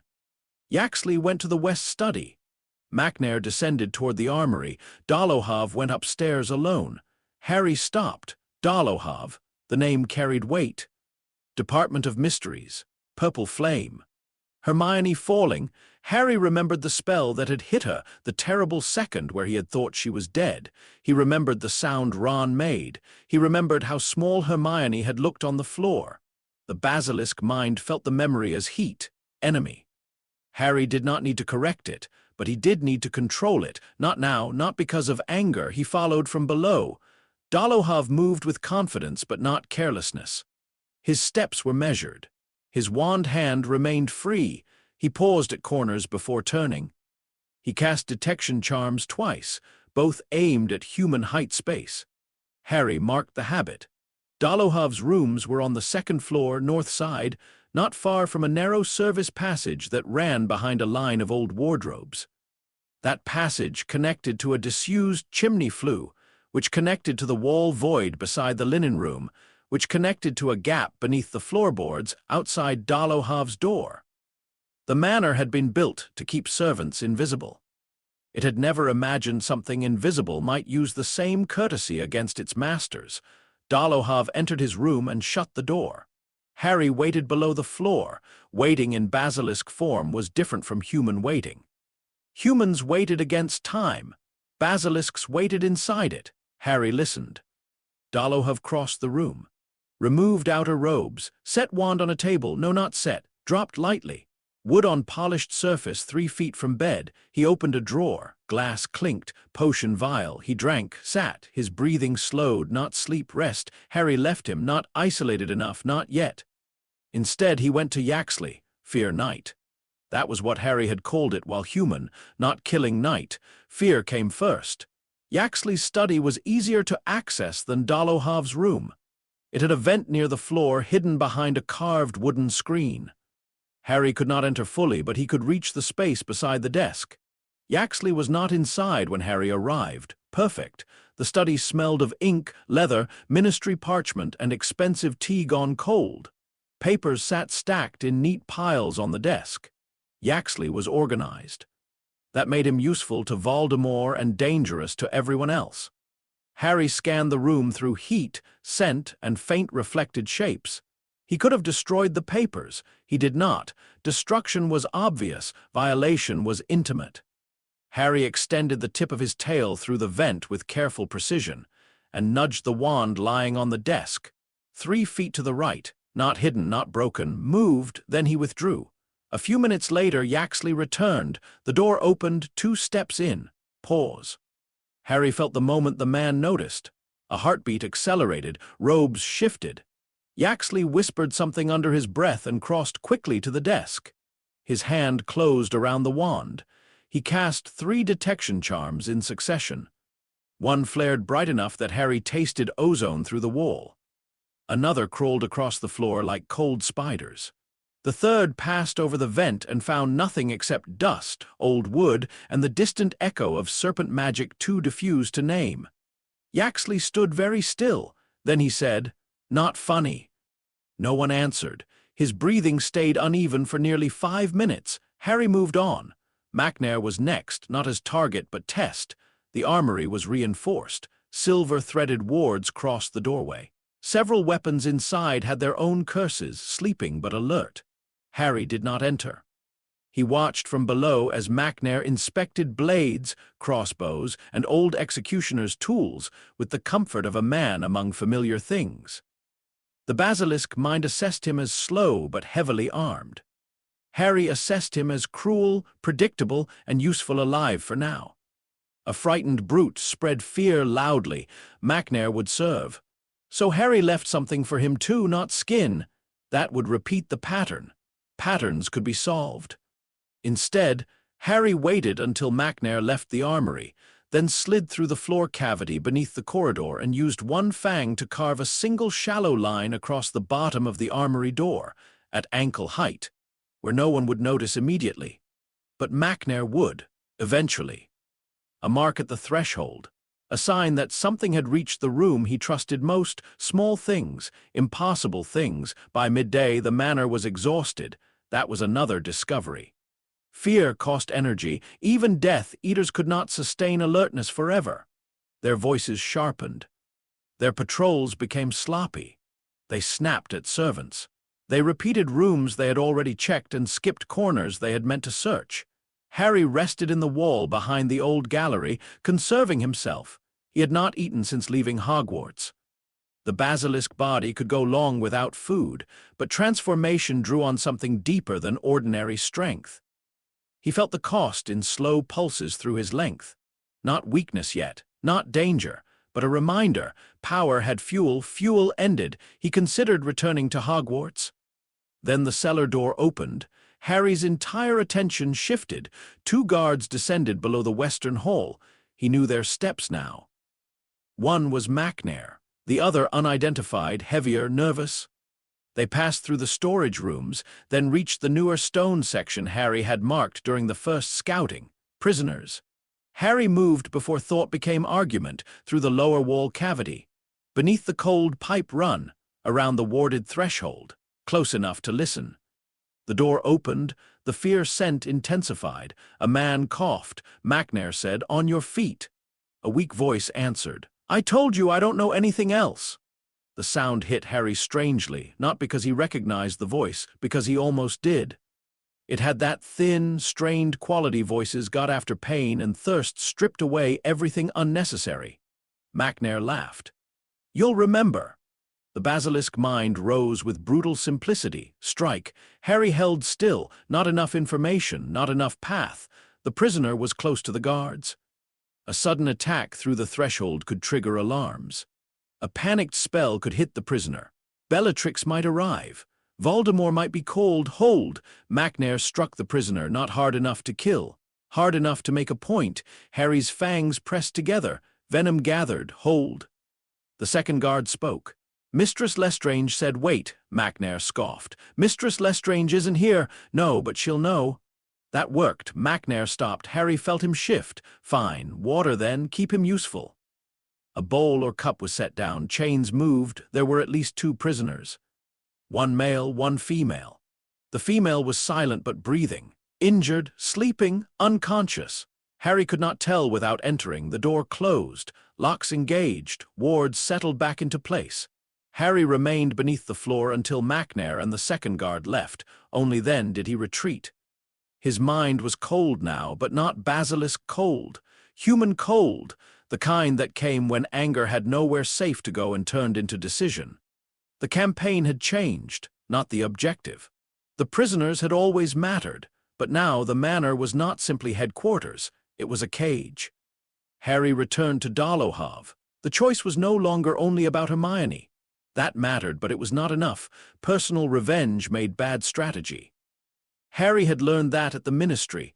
Dolohov was a high-value target because he was dangerous, disciplined, and trusted. He had survived wars. He knew combat. He would be part of any counter-hunt once the Death Eaters organized properly, remove him early, and the manor lost one of its sharper blades. Harry followed the wall passage to the second floor and settled beside Dolohov's door. Inside, Dolohov was awake, writing, scratch of quill. Soft breath. Occasional pause. His wand was on the desk. Too far from the bed, closer than before. He had adjusted after the breakfast warning. Smart. Harry waited. Evening came. The manor darkened. Patrols increased after sunset, as expected, but fear had made them inefficient. Bellatrix had ordered paired sweeps. Good. Paired targets were harder, but discipline frayed when nothing happened for hours. People began to believe fear itself had been the attack. That was when Harry acted. He moved first on the corridor lamp, not by magic, by pressure from inside the wall. The sconce was old, mounted into plaster over a hollow space. Harry pressed gently until the fixture shifted. The flame flickered. Dolohov stopped writing. Harry waited. The flame flickered again. Dolohov stood. His chair moved back quietly, wand in hand now. Good. Harry had expected that. The door opened a crack. Dolohov did not step out. Experienced. He cast a narrow detection charm through the gap. Harry had already moved above the doorframe, body wedged in the ceiling hollow where the plaster had cracked around an old beam. The spell passed below him. Dolohov widened the door. 1 inch. 2. His left eye became visible through the gap, not direct, not fully. A partial line through a narrow opening, with Harry's gaze still damned but loosened. The current slipped, not death. Petrification. Dolohov froze. It took 4 seconds. 4 silent seconds in which his eye widened, his wand hand twitched, and his body locked from the face downward like cold spreading through water. Harry struck on the 5th, fast, precise. Not savage. Venom entered below the jawline. Dolohov fell without shouting. Harry caught him before the body hit the floor, coils absorbing the weight, lowering him quietly into the room. The basilisk mind registered completion. Target removed. Harry forced himself to look at the man, not directly into the eyes. Not because Dolohov could see him now. Because looking mattered. Antonin Dolohov had tortured and killed. He had fought for Voldemort in 2 wars. He had nearly killed Hermione. He would have killed more. Harry had chosen this. The basilisk would not regret it. Harry had to remember. "I know what I did," he whispered in Parseltongue, because no human words could come from that throat. Then he moved. Dolohov's body was hidden behind the bed, not out of shame, but delay. Discovery needed timing. Too soon, and the manor locked down before Harry completed the second movement. Too late, and the fear lost sharpness. He left the door barely open. A question shaped like a crack. Then he went to Yaxley. By now, Yaxley was rattled. Harry could tell before entering the study wall. The man had cast so many detection charms that the room smelled scorched with magic. His wand never left his hand. He had moved his chair so his back faced a corner. Good. Fear made him defensive.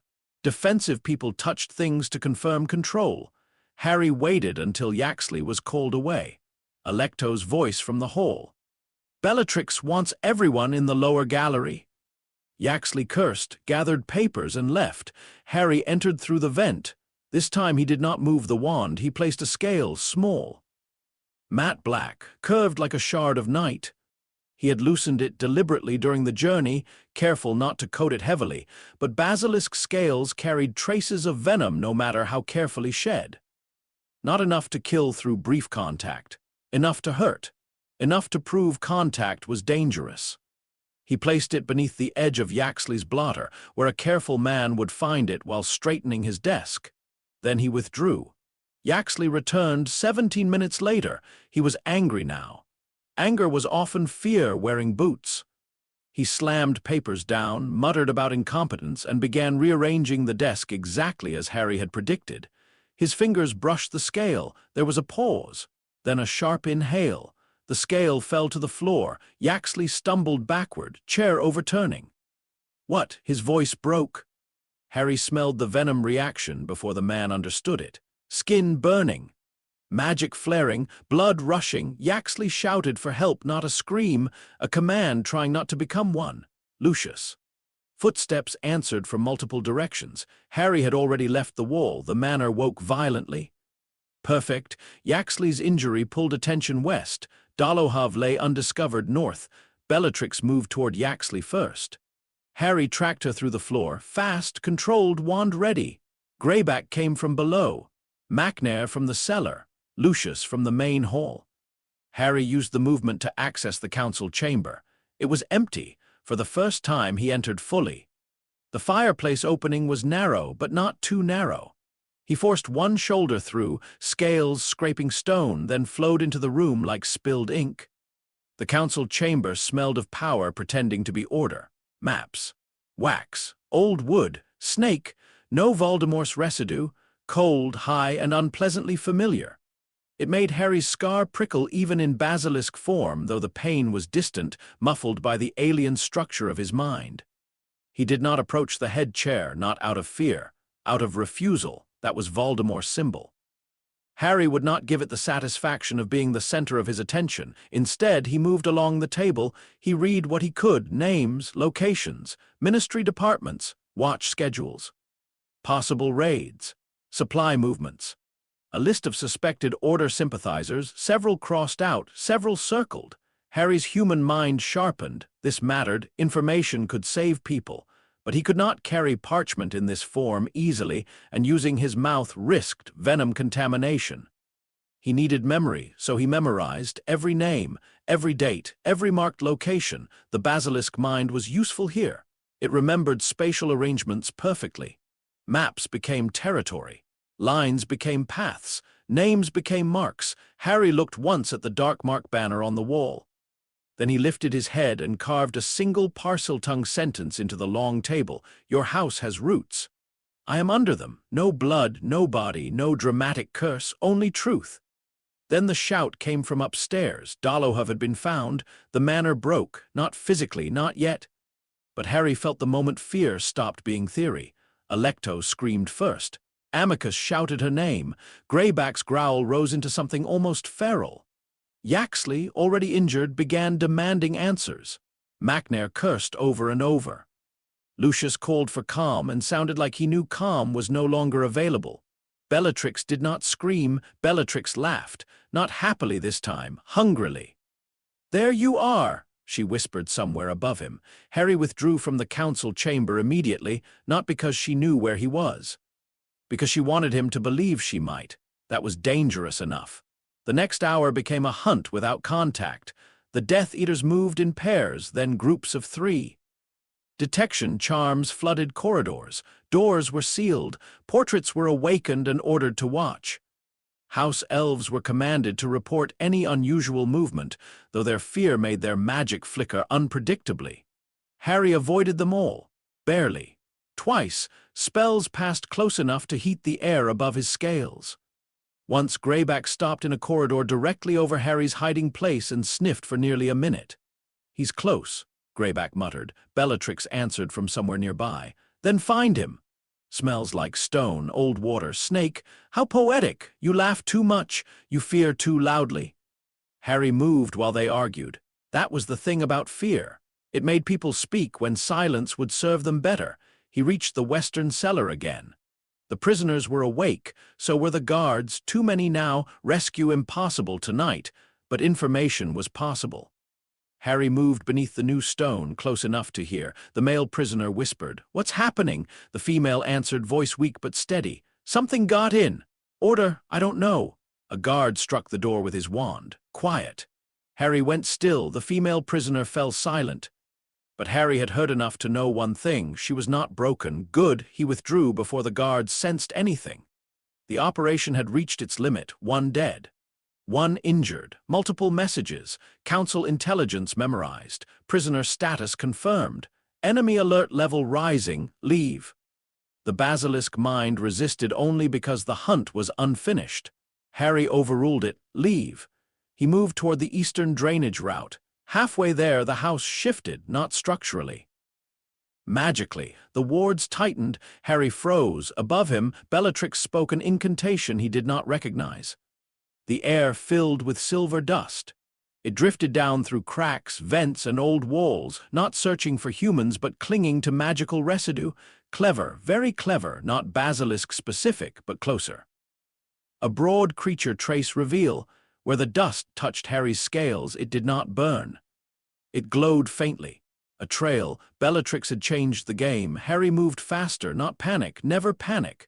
Panic killed, but speed now mattered. Behind him, someone shouted, "There! In the wall!" Spells struck plaster. Stone exploded inward. Harry surged through the maintenance hollow as curses slammed behind him. One hit his tail and shattered into green sparks against his scales. No injury, but the impact told them direction. "Below!" Greyback roared. "It's below!" Harry reached the drainage tunnel, too narrow to turn quickly. Bad. He entered anyway, compressing his body through the wet stone channel. Spells hit the tunnel mouth behind him. One curse blasted the ceiling loose. Chunks of stone fell across his body. Pain flashed along his spine. Minor. Move. The culvert exit lay ahead, moonlight faint through mud and bramble. Then fire bloomed behind him, not fiend fire, ordinary cursed flame. It chased through the tunnel, hungry but directed by wand magic. Harry's scales resisted the heat enough for him to keep moving, but smoke filled the passage. The basilisk body hated smoke. It muddled scent, heat, and air. He forced forward. The loosened grate tore free as he burst through it. Cold night swallowed him. Behind, voices shouted from inside the manor. Harry did not look back. He crossed the ward line at speed, slid into the ditch, then into the dark channel beyond the eastern field. Only after 3 miles did he slow. Only after 7 did he stop. He transformed back beneath the same abandoned stone bridge where the rooster had nearly killed him days before. He chose it because he had already checked the area, because fear hated familiar danger less than unknown safety, and because the human part of him needed stone overhead. The return hurt this time. Good. Pain meant the body still had opinions. Harry collapsed in the mud, shivering violently, one hand pressed over his mouth.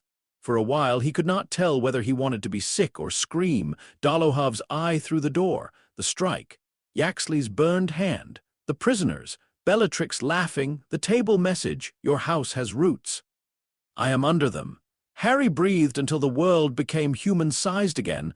Then he pulled on his clothes with shaking hands and lit his wand. His reflection in the shallow water beneath the bridge looked pale and wild. "Harry Potter," he said. His voice cracked. He said it again. "Harry Potter?" The name settled slowly. He took out the folded parchment and began writing what he had memorized from the council chamber. Names first, dates, locations, raid plans, supply routes, everything. His hand shook, but his memory did not fail. The basilisk mind had held the map perfectly.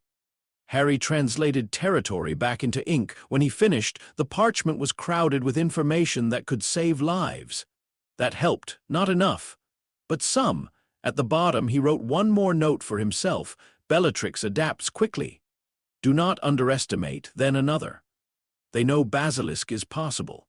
Next entry more dangerous, then another after a long pause, Dolohov dead. I chose it. Remember that. He stared at the sentence until dawn began to pale the sky. Back at Malfoy Manor, Harry knew breakfast would not be breakfast today. Greyback's chair might be empty because he refused to sit. Dolohov's would be empty forever. Yaxley would hold his injured hand under the table and pretend pain was anger. Lucius would look at the walls of his own house as if they had betrayed him. Bellatrix would be thinking. That was the problem. The others would fear the monster in the dark. Bellatrix would hunt it. Harry folded the parchment carefully and tucked it inside his cloak. He would send the intelligence anonymously to the Order through a route Hermione had once described and probably thought he had forgotten. He would not tell them how he got it, not yet. He looked toward the east, where Malfoy Manor sat beyond miles of cold land and tightening wards. The first true strike was done, not clean, not bloodless, but effective. Harry hated that word, effective. It sounded like something Dumbledore would say when trying not to say terrible. The basilisk mind, quiet and enormous at the back of his thoughts, offered no comfort, only facts. One enemy removed, one enemy marked, house afraid, prisoners alive, return required. Harry closed his eyes. Above the distant farms, a rooster crowed. Harry flinched so hard his shoulder struck stone. Human form saved him from death, but not from memory. He waited until the sound passed. Then he stood. Hogwarts lay far away. The chamber waited beneath it. Ron and Hermione would be waking soon, perhaps already wondering where he had gone, perhaps already suspicious. Harry wanted to go back to them. He wanted, suddenly and painfully, to sit in the common room while Ron complained about homework and Hermione pretended not to listen. He wanted noise. Firelight, human foolishness, anything that did not involve maps, venom, and fear. But the prisoners were still beneath the manor, and Bellatrix was awake. Harry began walking behind him. The bridge threw a long shadow over the mud. Ahead, the day opened cold and gray.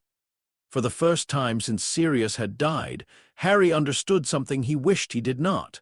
Hunting monsters did not make the world quieter, it made him quieter. And somewhere inside that quiet, something with amber eyes waited patiently for the next night. Chapter 4, The Night That Eats Itself, the King of Serpents. By the third night, Malfoy Manor no longer pretended to be a home. It had become a fortress with a heartbeat problem. Harry felt the change before he reached the estate boundary. The wards were heavier, not stronger in the old way. Not simply more magic layered over magic. That would have been Lucius's instinct. Add another alarm, another recognition lattice, another polished pure blood solution to a problem he could name but not understand. This was different. Bellatrix had touched the system. Harry could taste it from the drainage ditch. The air around the manor no longer merely asked, "Are you a wizard? Are you an intruder?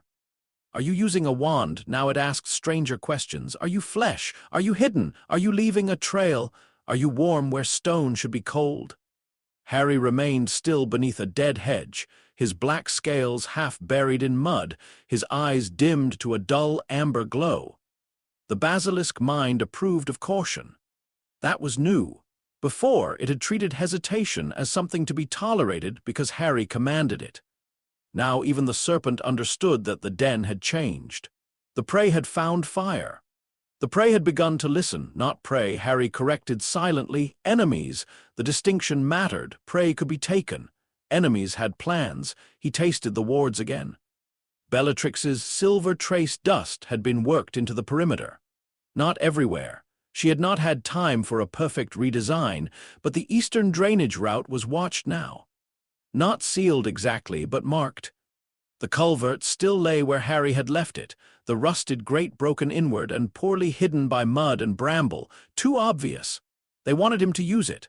A trap did not become less dangerous because one recognized it. Harry withdrew from the ditch. The basilisk body slid backward through wet grass without sound. He circled wide, staying beyond the outermost ward line, moving through the estate's neglected southern woodland. The Malfoys had shaped the front lawns into symmetry and command, but old families were like old houses. Pride gathered where guests could see it. The edges rotted quietly. The south boundary held a sunken stone channel clogged with leaves, not a drainage tunnel, older. Perhaps once part of a stream that had been redirected when the gardens were built. The wards crossed it unevenly, dipping too high above the deepest part, because whoever had drawn the perimeter had thought like a man standing upright. Harry lowered his head into the channel. Cold mud, worms, old water, roots, and beneath them a gap too small for comfort, but not too small for a serpent willing to move like patience made flesh. He entered slowly. The earth pressed against him from every side. Mud filled the spaces between scales. Once a root scraped across the healing mark on his side where stone had fallen during his escape. Pain flickered. He kept moving. Above him, the ward line hummed. For 1/10 second, the magic touched his back. The new detection layer stirred. Harry stopped breathing. Not because he needed the air, because movement was answer. The ward tasted him, large magical creature, serpent resonance, flesh, hidden not classified. The magic trembled on the edge of decision. Harry gave it nothing, no wand magic, no human intent pushed outward, no active gaze, no strike readiness. He sank inward, letting the basilisk mind become old stone, cold blood, slow pulse. The ward passed over him, no alarm, but it had noticed more than before. Bellatrix was learning. Harry emerged beneath the roots of a dead yew tree inside the estate boundary. The manor stood ahead, pale and watchful under a moonless sky. Every window on the lower floors was lit. That alone told him enough. They were afraid of darkness now, good, bad, both. Fear made them weak, but fear also made them active. A confident enemy left doors unlocked. A terrified enemy set fire to corridors. Harry moved toward the house. Not by the old route. The eastern culvert was bait. The service hollows near the lower gallery were probably watched. The council chamber fireplace would be checked. Bellatrix would have mapped every known breach point after the last attack. So Harry looked for an arrogance she had not yet had time to correct. He found it in the conservatory.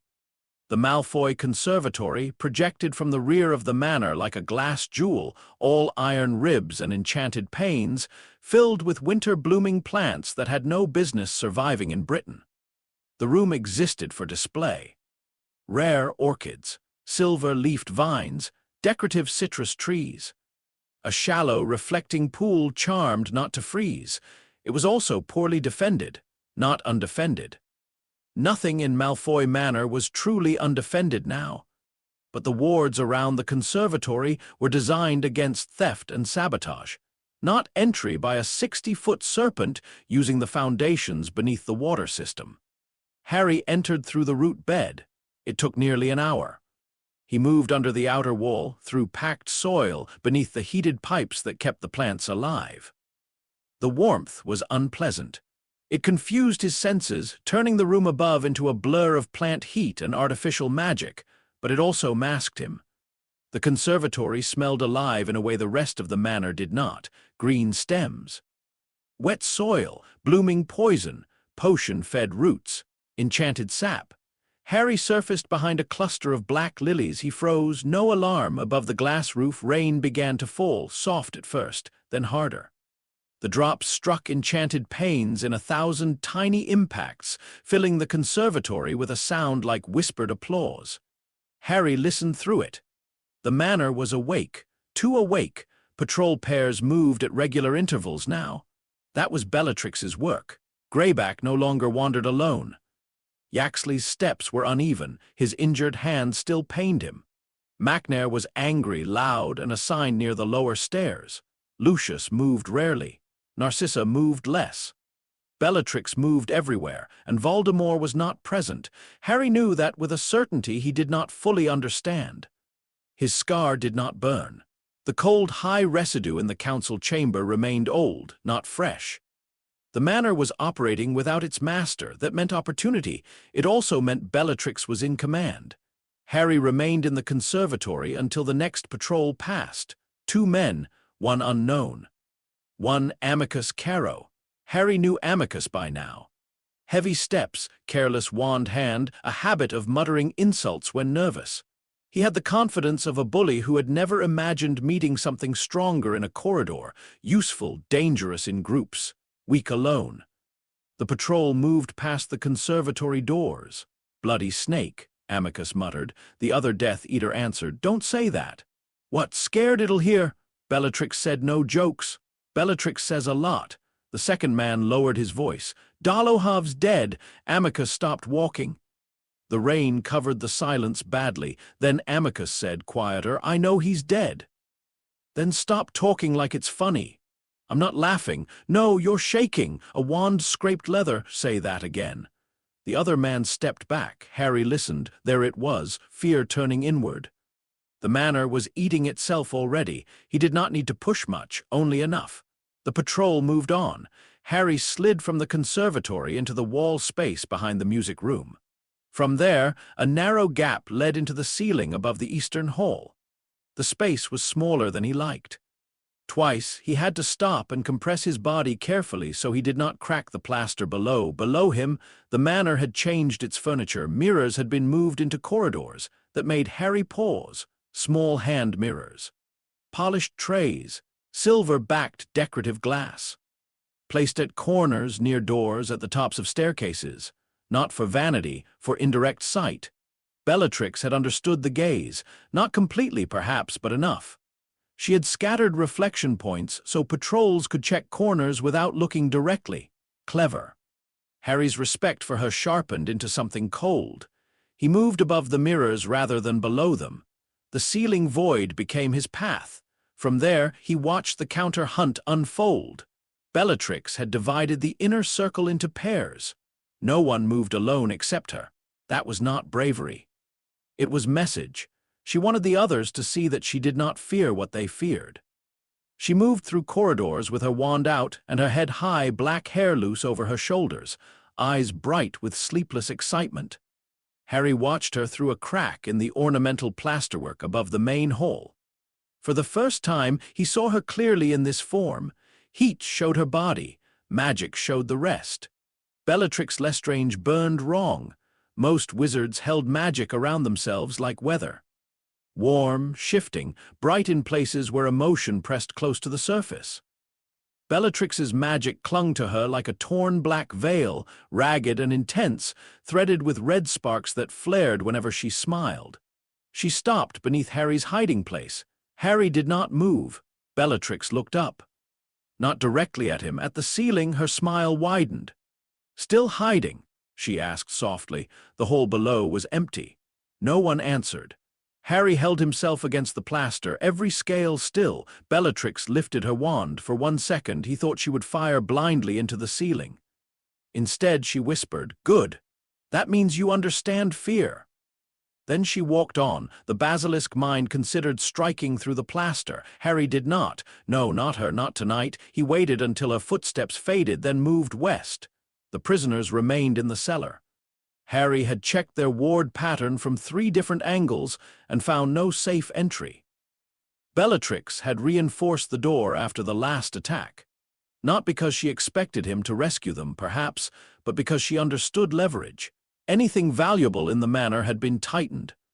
The prisoners were valuable. That meant they were alive. For now, Harry hated the comfort he took from that. Near midnight, the manor made its first serious attempt to catch him. It began with silence. The patrols stopped, all at once. Harry froze in the ceiling above the west corridor. No footsteps, no voices, no wand taps. Even the house elves had vanished from their usual passages. The manor held its breath. Harry tasted the air. Magic moved, fine silver powder drifted from vents, sealing cracks and tiny holes drilled into the walls. Bellatrix's traced dust again, but altered. He could smell the difference. Stronger binding, faster glow, less dependent on direct contact. Harry retreated immediately, too late. A single speck touched the edge of his lower coil. Silver light bloomed faintly against black scale, not painful, visible. Harry moved. The ceiling erupted behind him. A curse blew through the plaster where his tail had been an instant earlier. Another followed from below, shattering a decorative beam. Amicus shouted. Someone else yelled, "There, above!" Harry surged through the ceiling void, no more silence. The manor exploded into action. Spells struck upward from the corridor. Most were ordinary curses, bright and directed, sliding from or breaking against his scales when they hit. But the impacts mattered. Each one marked his position. Each one forced him faster through spaces too narrow for speed. A red curse burst against his side. No injury. A cutting hex struck a scale ridge and snapped apart. No injury. Then a spell hit the plaster ahead and collapsed half the ceiling. Harry twisted. Stone and wood crashed down, blocking the passage. Behind him, voices closed in. "Push it toward the stairs," Bellatrix shouted from somewhere below. "Do not look directly, use the mirrors." The basilisk mind rose. Fight. Harry calculated, forward blocked, back exposed, down possible. West wall hollow connected to old laundry shaft. Narrow but usable, he struck sideways.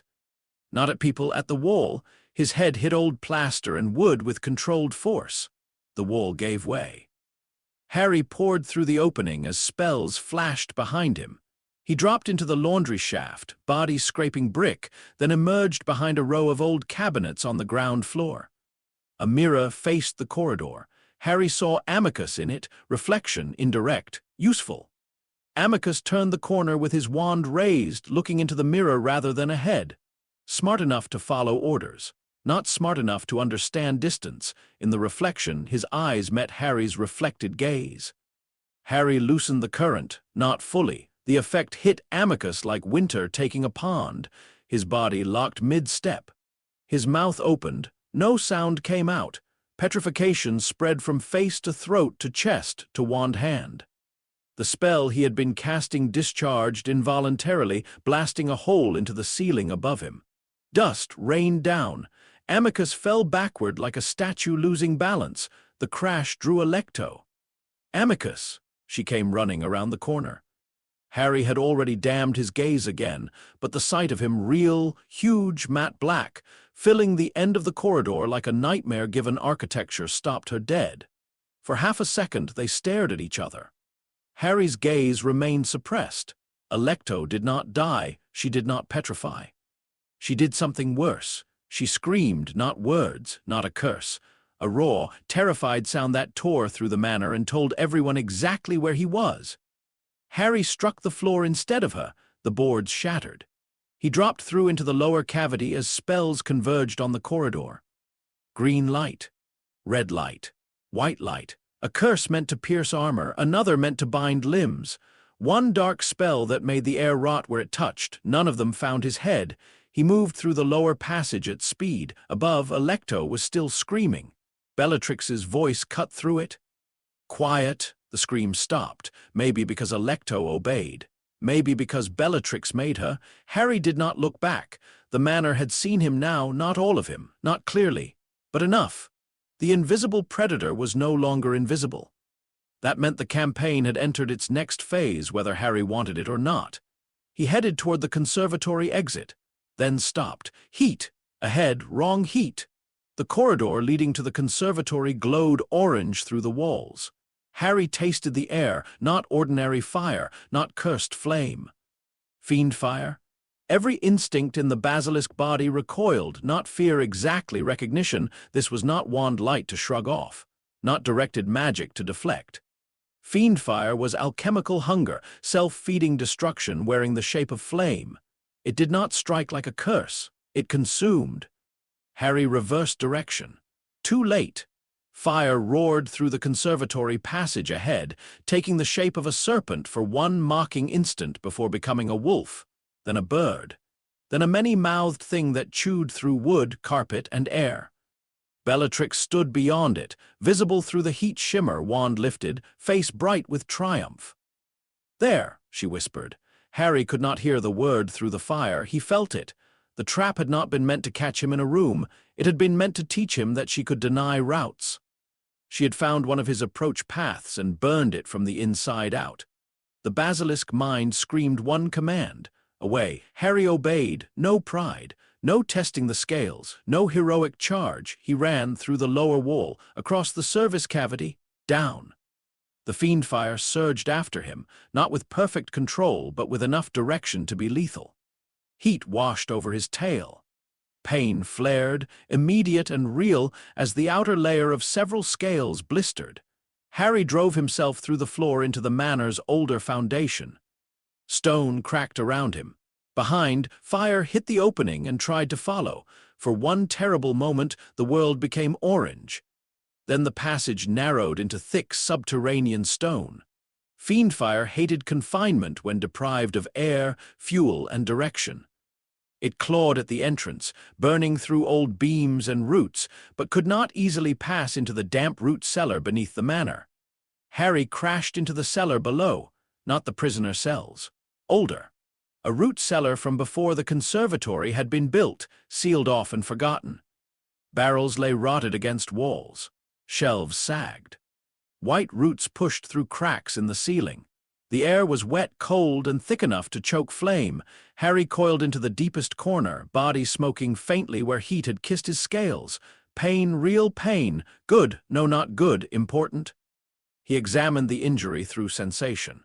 Tail ridge burned, 3 scale patches damaged, no deep breach. Movement possible. Combat ability reduced in tight spaces. Escape routes unknown. Above him, the east wing burned, not all of it, but enough. The manor screamed in a new way now, wood splitting. Glass breaking. Spells shouted in panic. House elves popping in and out, trying to contain what should never have been released indoors. Death Eaters yelling over one another. Bellatrix did not care what she had destroyed. That made her more dangerous than Voldemort in this moment. Voldemort valued symbols because they reflected him. Bellatrix valued victory. Harry held still in the root cellar and listened. Footsteps gathered above. Bellatrix again. She was closer than before, not directly above him, but near the burnt passage. Her breathing was fast, not from fear. Excitement, effort. She had controlled fiendfire inside a manor and survived it. That meant her skill was exactly as terrible as her reputation. Greyback snarled. "You burned half the wing." "A third," Bellatrix corrected. "You nearly burned us with it. You were told to stay clear." Lucius's voice cut in, horrified. "My house," Bellatrix laughed. "Your house has something under it, Lucius. I am addressing the problem." Harry lowered his head. The problem, that was what he was to her, not a boy, not Harry Potter, not prophecy, a problem. Good, let her think tactically. Let her keep looking for an animal.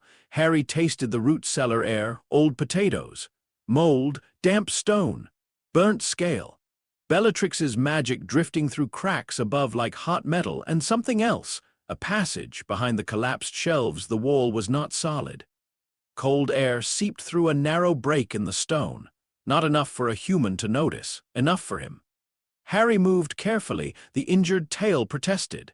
He ignored it only as much as necessary. Pain matters, damage matters.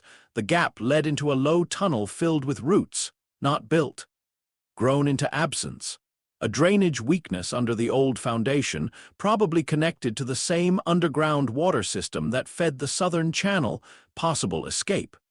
But Harry did not enter yet, because Bellatrix had made an error. In burning his route, she had revealed hers, not physically. Strategically, she had shown where she believed he approached. She had shown which corridors she had studied. She had shown what she was willing to sacrifice. And most importantly, she had left the west cellar less guarded during the fire response. The prisoners. Harry's mind turned toward them with painful clarity. Now, the basilisk mind assessed, enemy distracted, guards displaced, fire creating noise cover. Wards unstable due to fiendfire interference, injury minor. Risk high. Reward high. Harry hated that it sounded reasonable. He moved from the root cellar into the low tunnel, then through a crack beneath the western foundation. The manor above was chaos. Bellatrix's fire had forced everyone to react.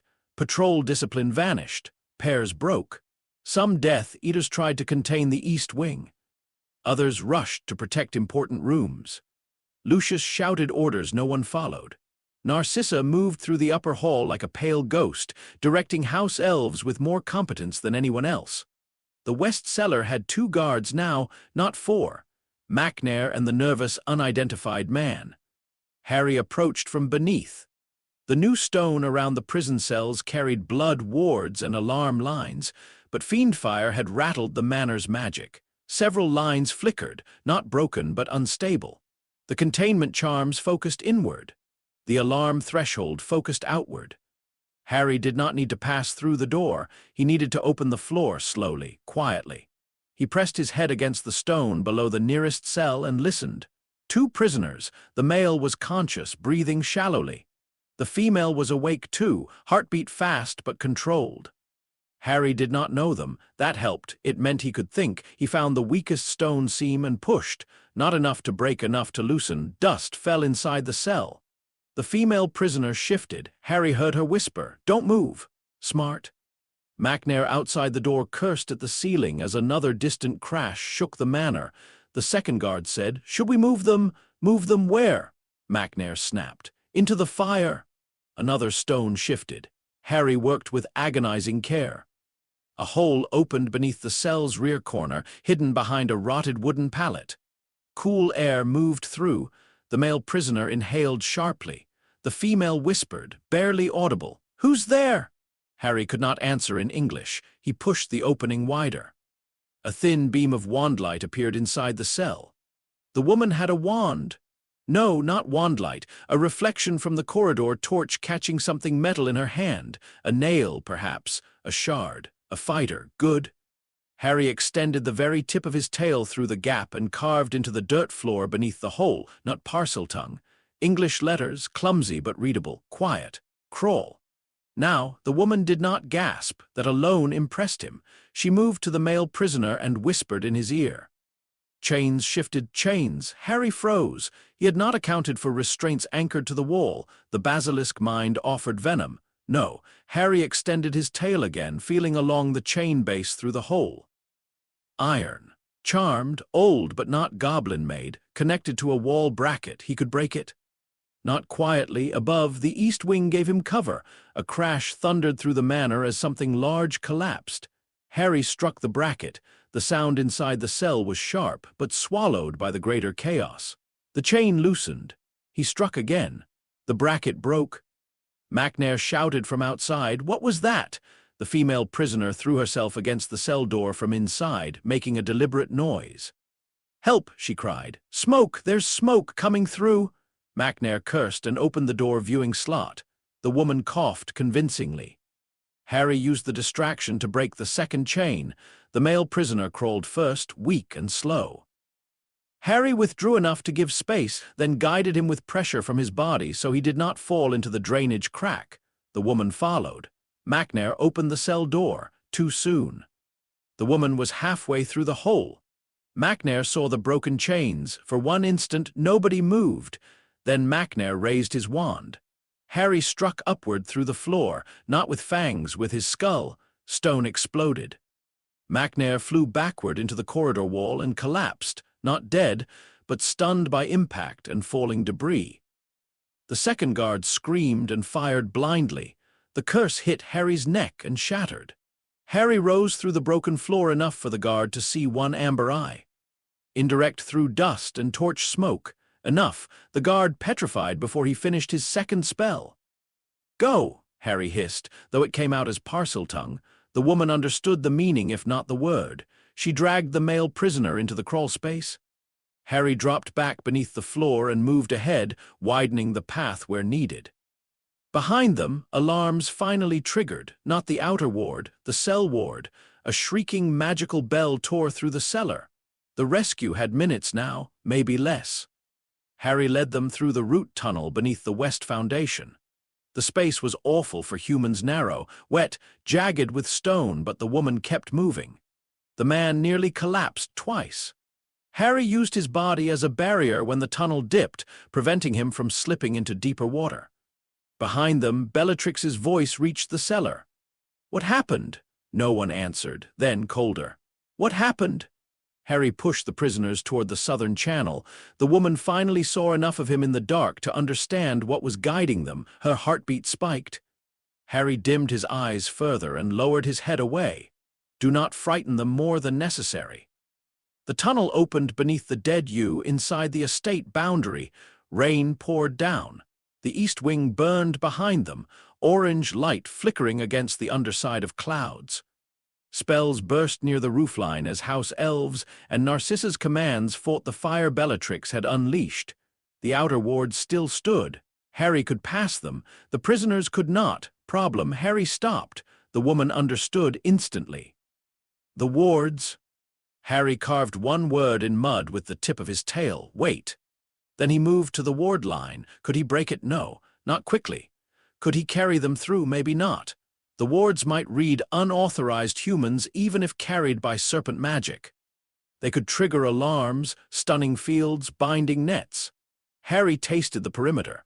The southern channel gap that had admitted him passed under the ward line at an uneven point. The magic dipped too high above the deepest mud. A human crawling flat might pass beneath if shielded by his body, and if the ward focused on his larger magical signature, dangerous. Only option, he returned to the prisoners. The man was barely conscious. The woman held him upright, face pale in the firelight. Harry carved again, under me. Do not touch light. She stared at the words, then at him, then nodded once. You heard it, she whispered to the man. Move. Harry positioned his body beneath the ward dip, creating a black-scaled tunnel between mud and magic. The sensation was unbearable. The ward brushed along his spine, more alert now, tasting hidden flesh, hidden magic, hidden intent. He forced himself into stillness. The prisoners crawled beneath him, slow, too slow. The man's shoulder brushed a glowing strand of ward light. The magic flared. Harry lifted his body just enough to press his own scales into the strand instead. Pain flashed, not physical, magical recognition trying to classify what it touched. Large serpent magic. Ambient, flesh, hidden threat. Harry released a small amount of basilisk presence outward, not gaze, presence. Old predator, old earth. Old magic without wand shape. The ward recoiled, not from fear, from confusion. The prisoners cleared the line. Harry followed, sliding through the mud as the ward snapped back behind him. No alarm for 3 seconds. Then the cell alarm connected to the perimeter record. The estate lit up. Too late. Harry pushed the prisoners into the drainage channel beyond the boundary, beneath the cover of dead reeds and rain. The woman collapsed beside the man, gasping. Harry carved one final message in the mud: go east. Road. Order will find. He had no guarantee. But he knew Order watchers monitored some roads near suspected Death Eater properties. The intelligence he had already sent would have drawn attention. If the prisoners could reach the old road, they had a chance. The woman touched the mud beside the words. Not him, the words. Thank you, she whispered.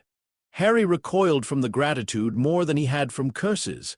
Then he turned back toward the manor, because Bellatrix was coming. He felt her before he saw her, fast across the grounds. Not alone, Greyback with her. Yaxley behind. Alecto further back, dragging someone Amicus. No, levitating him. Still petrified. Bellatrix reached the southern boundary and stopped at the ward line. She could not see the prisoners in the rain and reeds. But she saw the mud, the disturbed channel, the massive track. She smiled, not triumph now, understanding. Oh, she said softly. Not just an animal, then. Harry remained hidden beyond the reeds, body low, injured tail coiled beneath him. Bellatrix lifted her wand for a moment. Harry thought she would cast into the dark. Instead, she turned back toward the burning manor. Let them run, she said. Yaxley stared at her. They're escaping. They are bait now. Harry's body went cold. Bellatrix looked into the rain, not directly at him, but close enough that he felt seen. Run along, serpent, she called. Take your little rescues. Tell whoever sent you that I understand the game now. Harry did not move. Bellatrix's smile sharpened. And next time, she said, I will bring a rooster. The words struck harder than any curse. The basilisk mind recoiled. Harry held it in place by force of will. Do not panic, do not flee stupidly, do not give her direction. Bellatrix waited. Rain ran down her face. Firelight painted one side of her in gold and the other in shadow. Then Greyback snarled, "I can track them." "No," Bellatrix said. "But, no," her voice cut clean through his. "The serpent wants us scattered in the dark. We return inside. We rebuild the cage. We choose the next ground." Harry understood then. She was letting him go because she wanted the next battle prepared. Tonight he had won the rescue, but he had lost invisibility. He watched Bellatrix turn away first. The others followed. Only Greyback looked back once, sniffing the rain. Harry remained still until they vanished into the burning house. Then he moved. He did not follow the prisoners immediately. That would lead any delayed tracker to them. Instead, he circled wide, leaving false trails through 2 streams and 1 flooded ditch before finally cutting east. He found the prisoners an hour later. They had made it less than a mile. The man could not walk properly. The woman had half carried him until her strength failed. They huddled beneath a broken stone wall near the old road, soaked and shaking. Harry did not approach closely. He stayed in the dark and listened. A soft crack came from the road apparition, wands drawn, order voices. "Over here! Careful, Merlin, they're alive." Tonks, Harry recognized her voice and nearly sagged with relief. Another voice, older, moody. "Don't stand there gawping, get them under cover." And eyes up. Whatever pulled them out might still be near. Harry withdrew before Moody could search too well. He trusted Moody more than most adults. That was why he left. Mad Eye would notice things others missed, and Harry was not ready to be noticed. By the time he returned to the abandoned bridge, the sky was paling. He transformed back badly. The injured scales became burned skin along one leg and hip, not severe enough to cripple, but painful enough that he had to bite his cloak to avoid making noise. The transition left him dizzy. Mud covered him. Rainwater ran into his eyes. His hands shook so hard he could barely dress. But he was human. Human enough to hurt properly. Human enough to remember. He sat beneath the bridge until dawn, knees pulled to his chest, wand lying across his lap. 2 prisoners out, Dolohov dead. Amicus petrified. Macnair injured, 1 guard petrified. Yaxley burned, East Wing damaged, Bellatrix informed. The list sounded like victory. It did not feel like victory. It felt like escalation. Harry thought of Bellatrix standing in the rain, smiling as she said the word rooster. She knew. Not everything, but enough. The next time he entered Malfoy Manor, the house would not merely be afraid, it would be ready. Harry closed his eyes. Inside him, the basilisk mind settled around the same conclusion with cold patience. Then choose better ground. Harry opened his eyes. The rain slowed. Somewhere far off, morning birds began to stir, not roosters yet, small birds. Harmless birds. Still, Harry flinched. He hated that Bellatrix had put the fear into sound itself. He hated more that she had done it intelligently. He had wanted Death Eaters to be monsters because monsters were simple. Bellatrix was not simple. Voldemort was not simple. And now, because of what Harry had done, the war inside Malfoy Manor had become something neither side could fully control. A night eating itself. Harry reached into his cloak and pulled out the folded parchment. With stiff fingers, he added new notes beneath the old ones. Bellatrix has confirmed basilisk theory. Knows rooster weakness. Uses mirrors, trace dust, fiendfire. Will sacrifice manor structure to win. He paused, then wrote, prisoners recovered. Alive when found by order. That sentence steadied him. Not enough, but some. Finally, after a long moment, he wrote, next objective cannot be simple infiltration. They are adapting. So must I. Harry folded the parchment. His leg burned. His head ached. His throat felt raw, though he had not spoken in hours. He wanted sleep. He wanted Hermione. He wanted Ron. He wanted Sirius to be alive and furious enough to stop him. Instead, he had the cold stone of a bridge, a wand in his hand, and something ancient waiting behind his eyes. Harry stood slowly. The day had begun. Malfoy Manor still stood. Bellatrix was still alive. Voldemort had not yet returned. And beneath all of it, under fear, under pain, under the terrible quiet that transformation left behind, Harry understood the next truth of the hunt. The first knights had belonged to the Basilisk. The next one would belong to whoever made the better trap. Chapter 5. What the Dark Lord saw the King of Serpents, Voldemort, return to Malfoy Manor before sunrise. Harry knew because his scar woke before he did. He had managed perhaps 2 hours of sleep beneath the abandoned bridge, wrapped in his damp cloak with his injured legs stretched awkwardly across cold stone. Sleep had not come gently. It had dragged him under in pieces, first the body, then the mind, then whatever part of him still tried to listen for footsteps even when there were none. The scar split the darkness. Harry came awake with one hand over his forehead and the other already reaching for his wand. Pain lanced through him, not the ordinary ache of old magic, not the familiar burn that came when Voldemort was angry somewhere far away. This was colder, closer. The connection opened like a crack in black ice. For half a second, Harry saw through eyes that were not his. A grand entrance hall streaked with soot, servants kneeling, Lucius Malfoy standing at the foot of the stairs, pale enough to look bloodless, Bellatrix with her head bowed, though not in shame, Yaxley clutching one bandaged hand, Alecto Carrow sitting beside a petrified Amicus, her face twisted with fury and fear, smoke coiling along the ceiling. The east wing burned open to the morning sky, and Voldemort walking through it all in silence. Then Harry slammed the connection shut. He rolled onto his side and retched into the mud. Nothing came up. For several minutes he could only breathe. Human body. Human lungs. Human hands shaking against wet stone. His scar throbbed, but beneath the pain was something else. The basilisk mind had stirred, not waking fully, not taking over. Just lifting its attention toward the distant presence pressing against Harry's scar. Enemy. Harry almost laughed. "Yes," he whispered hoarsely. "I noticed." The words sounded too loud beneath the bridge. He forced himself upright. His injured leg protested immediately. The burn from the fiend fire had translated badly back into human form. A strip of raw red skin along his outer thigh and hip, not deep enough to be fatal, but angry and painful under the half-healed charm he had managed before sleeping. He had wrapped it with torn cloth. It needed proper treatment. He did not have time. Voldemort was at the manor. That changed everything. For 3 nights, Harry had been hunting the hands of the war machine while the head was absent. He had known Voldemort would return eventually. He had expected it. Planned for it, even. Planning was different from feeling that cold mind step into the ruined house. Harry pulled the folded parchment from inside his cloak. Rain had dampened the edges, but the protective charm held.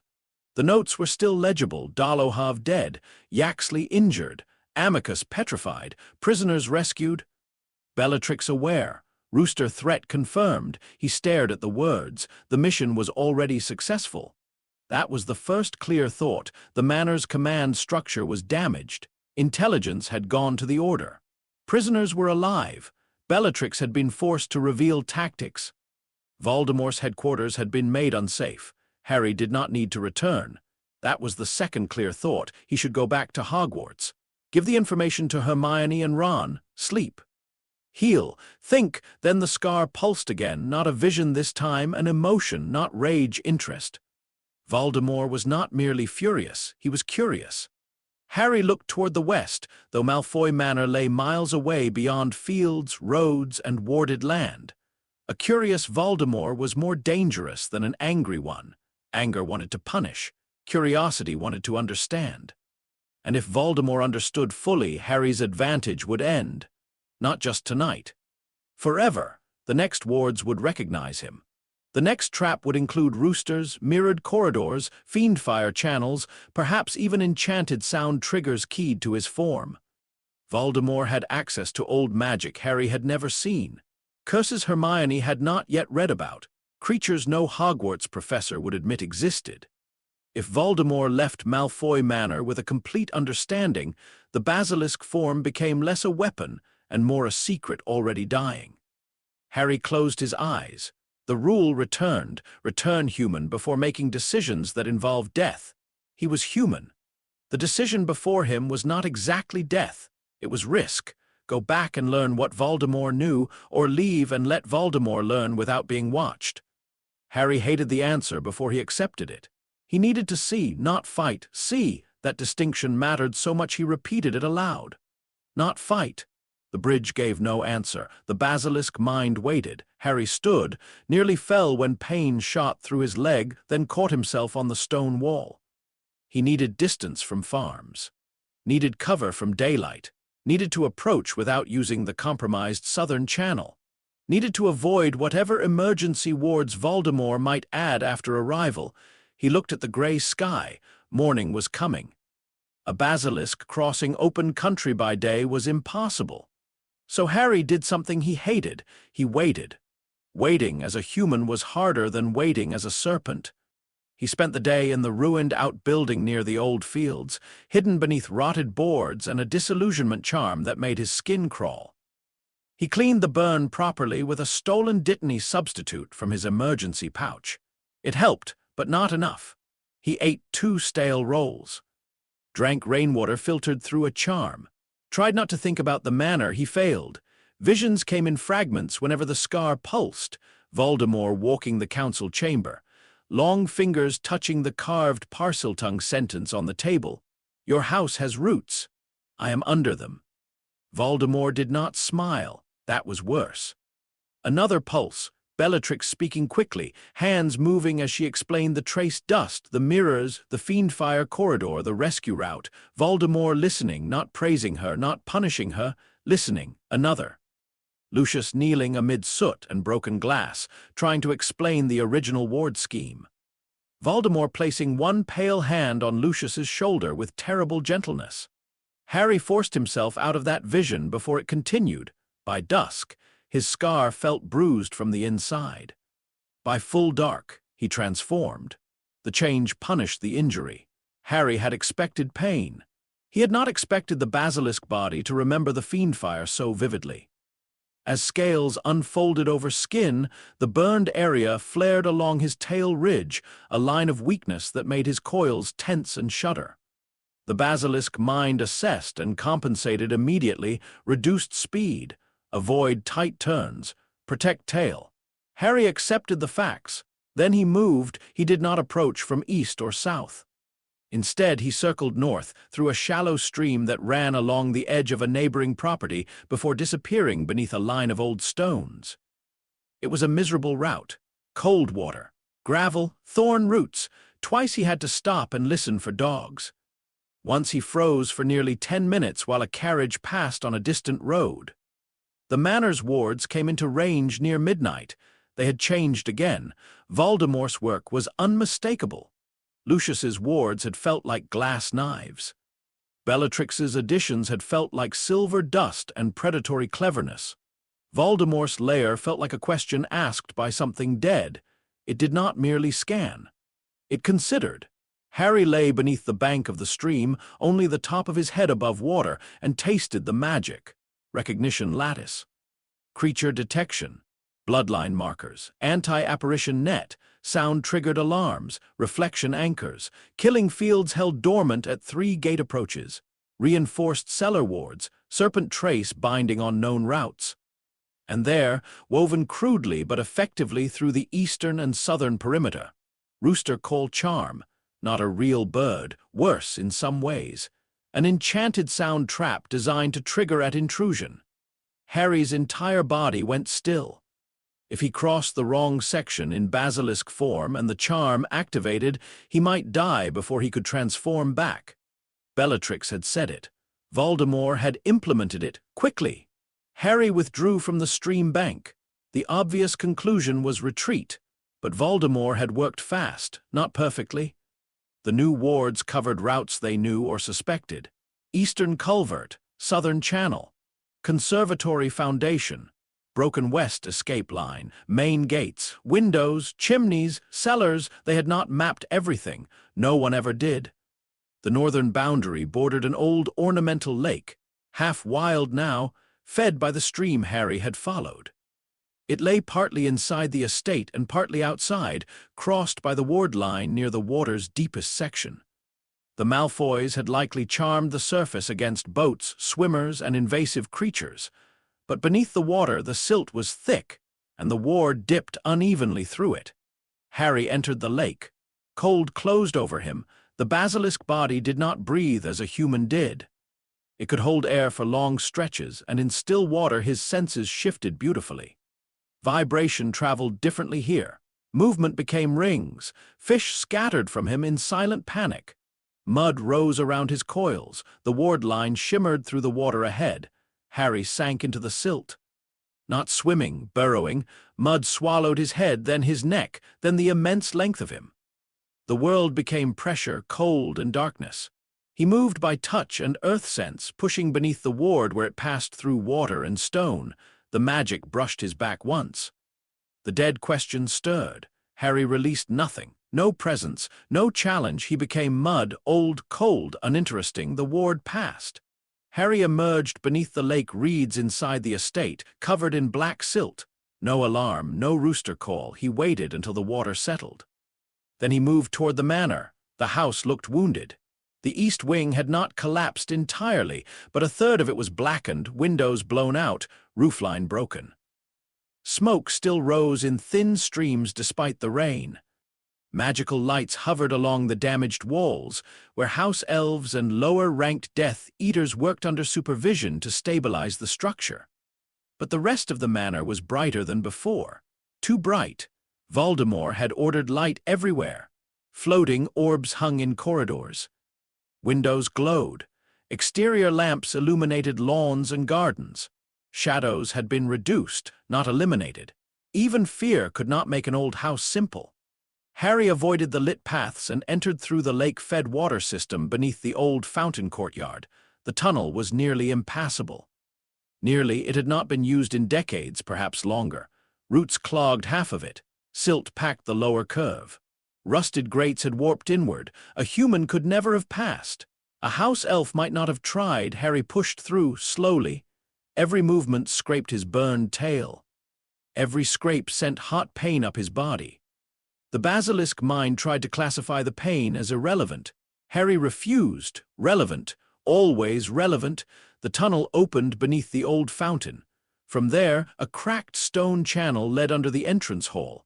Harry stopped before entering the manor proper. Voldemort was above him, not directly overhead, somewhere central. Council chamber, likely. The scar pulsed, but the pain was muffled in basilisk form. Voldemort's mind pressed against Harry's, not like a door opening now, but like a hand searching a wall for seams. Harry kept his thoughts cold. Not empty, that was impossible, but non-human. Heat. Stone, water, pressure, stillness. The basilisk mind helped, not because it loved him, but because its structure was alien to legilimency. Voldemort's magic knew how to enter human fear, human anger, human memory. It knew minds arranged in words, images, shame, desire. The basilisk mind had no doors where Voldemort expected them. Harry moved through the lower foundation and reached the space beneath the council chamber. Voices above, Voldemort first. Again. Bellatrix answered immediately. It entered first from the eastern drainage route. After Dolohov's death and Yaxley's injury, I marked the walls with trace dust. It escaped through the same route under fire. The next night, it avoided that path entirely and entered through the conservatory foundation. It reacted to mirrors. It retreated from fiendfire. It demonstrated restraint when freeing the prisoners. Restraint, Voldemort repeated, not mockery analysis. Bellatrix continued. It did not kill Macnair when it could have. It petrified the guard. It shielded the escaped prisoners from the perimeter wards. A pause. Then Voldemort said, "So it is not an animal," Lucius spoke carefully. "My lord, a basilisk of that size, I know what a basilisk is, Lucius." Silence. Harry could imagine Lucius lowering his head. Voldemort continued, softer. "The chamber's beast is dead." No one spoke. Harry felt the attention in the room shift. Every person there knew who had killed it. Bellatrix said, "Potter." Harry's coils tightened. Voldemort did not answer at once. When he did, his voice had changed. Perhaps, not disbelief, something worse, possibility. Harry lifted his head beneath the floor, bringing one eye close to a crack between stones. The council chamber came into view in fragments. The long table was still damaged. His carved message remained, though someone had tried to burn it away and failed to erase the grooves completely. The Darkmark banner had been removed from the wall, perhaps damaged in the chaos, or perhaps because Voldemort disliked symbols that had failed to protect him. Dolohov's chair was empty. Amicus's chair was occupied by no one. Yaxley stood with one hand wrapped in blackened bandages. Macnair had a bruised jaw and murder in his posture. Greyback leaned near the wall, restless. Bellatrix stood closest to Voldemort. Lucius stood farthest away while still technically being part of the meeting. Narcissa was not present. Voldemort stood at the head of the table, pale hands resting lightly on the wood. Harry had seen Voldemort in the graveyard, in nightmares. In visions, here in the house he had turned into a den, he looked less like a man than ever. The basilisk mind did not respond to his appearance. It did not care about robes, eyes, skin, wand, legend. It assessed thin body, high magic, extreme threat, avoid direct engagement unless necessary. Harry almost smiled inside his own mind, reasonable. Voldemort traced one long finger over the carved parcel tongue. "Read it," he said. Bellatrix lowered her head slightly. "My lord, read it." "I cannot." Voldemort looked at her. Bellatrix went very still. Harry realized with a strange jolt that Bellatrix did not speak Parseltongue. For all her old blood, all her dark magic, all her pride, this door was closed to her. Voldemort looked back at the table. "Your house has roots," he said in English, voice soft. "I am under them." The room chilled. Greyback snarled. "Then let me go under. I'll tear. You will do nothing," Voldemort said. Greyback fell silent instantly. Voldemort's fingers remained on the letters. "This is not merely a creature, nor is it merely Potter wearing a shape. An ordinary animagus cannot become a magical creature of this class. The transformation would destroy the mind or reject the body." Harry listened. Every word mattered. Voldemort knew the same problem Hermione would have found first. Magical creature animagi were not supposed to exist in the ordinary framework. Not like this, not safely. Bellatrix's eyes gleamed. "Then how?" Voldemort's mouth curved faintly, not a smile. "Memory." "The chamber," he said. Salazar was always more ambitious than his heirs deserved. Something inside Harry went cold. His heirs, Voldemort, still claimed it, the chamber. The language, the serpent, the legacy, he had used all of it and understood less than a grieving boy who had gone down there alone. Voldemort looked toward the floor. Harry froze, not because Voldemort could see him, because for one impossible second it felt like he could. "Old magic does not vanish because fools stop practicing it," Voldemort said. "It waits beneath softer disciplines, beneath wand movements, beneath schoolroom categories." Bellatrix whispered, "Parcel magic?" "Yes." Harry held still. Voldemort's expression was unreadable from the crack. "The boy has found something," Voldemort said, "or something found him." The scar burned suddenly. Voldemort pushed. Legilimency? Not through eye contact, through the scar. Through the old connection neither of them had fully chosen and neither could fully destroy. Harry's mind slammed inward. The council chamber vanished. Heat, stone, water, pressure, stillness. Voldemort pressed harder. Harry felt him searching for fear, memory, image, name. He found scale. He found darkness. He found a world without words, where living bodies were heat and movement, where the floor spoke in vibration, where patience was not virtue but anatomy. For a moment, Voldemort's magic slid uselessly across the basilisk mind. Then he forced deeper. Pain split through Harry's scar, even in serpent form. Images flickered. Sirius falling, Hermione on the department floor, Cedric dead in the graveyard, the cupboard under the stairs. No. Harry pulled away from words and names. The basilisk mind rose around him, enormous and cold, not protective from love, protective because intrusion was attack. Voldemort pushed again. And this time Harry let one human thing surface deliberately, not fear, not rage, himself. Harry Potter. 15 years old, grieving, burned, exhausted, completely calm. He let Voldemort see only that. A boy standing in the dark behind amber eyes, a boy who had not been given a weapon, A boy who had gone into the chamber and become one. Voldemort recoiled, not physically. But the pressure vanished so suddenly Harry nearly struck upward by instinct. In the council chamber, Voldemort's hand left the table. No one else seemed to understand what had happened. Bellatrix noticed something, though. Her eyes moved from Voldemort to the floor and back again. "My lord?" Voldemort was silent. Harry did not breathe, then Voldemort spoke. "He is here." The room exploded into motion, wands snapped downward, spells struck the floor. Harry moved before the first curse landed, stone shattered above him, green light cracked through the foundation. A binding spell wrapped around one coil and snapped as he surged sideways. Another curse hit his already burned tail and made pain flare white-hot through his body. "Move!" The floor of the council chamber collapsed behind him as half a dozen spells tore through it. Greyback shouted. Bellatrix laughed. Voldemort said nothing. Harry drove through the foundation tunnel toward the fountain route, blocked, of course. They had sealed it behind him, not fully, not with masonry, with magic.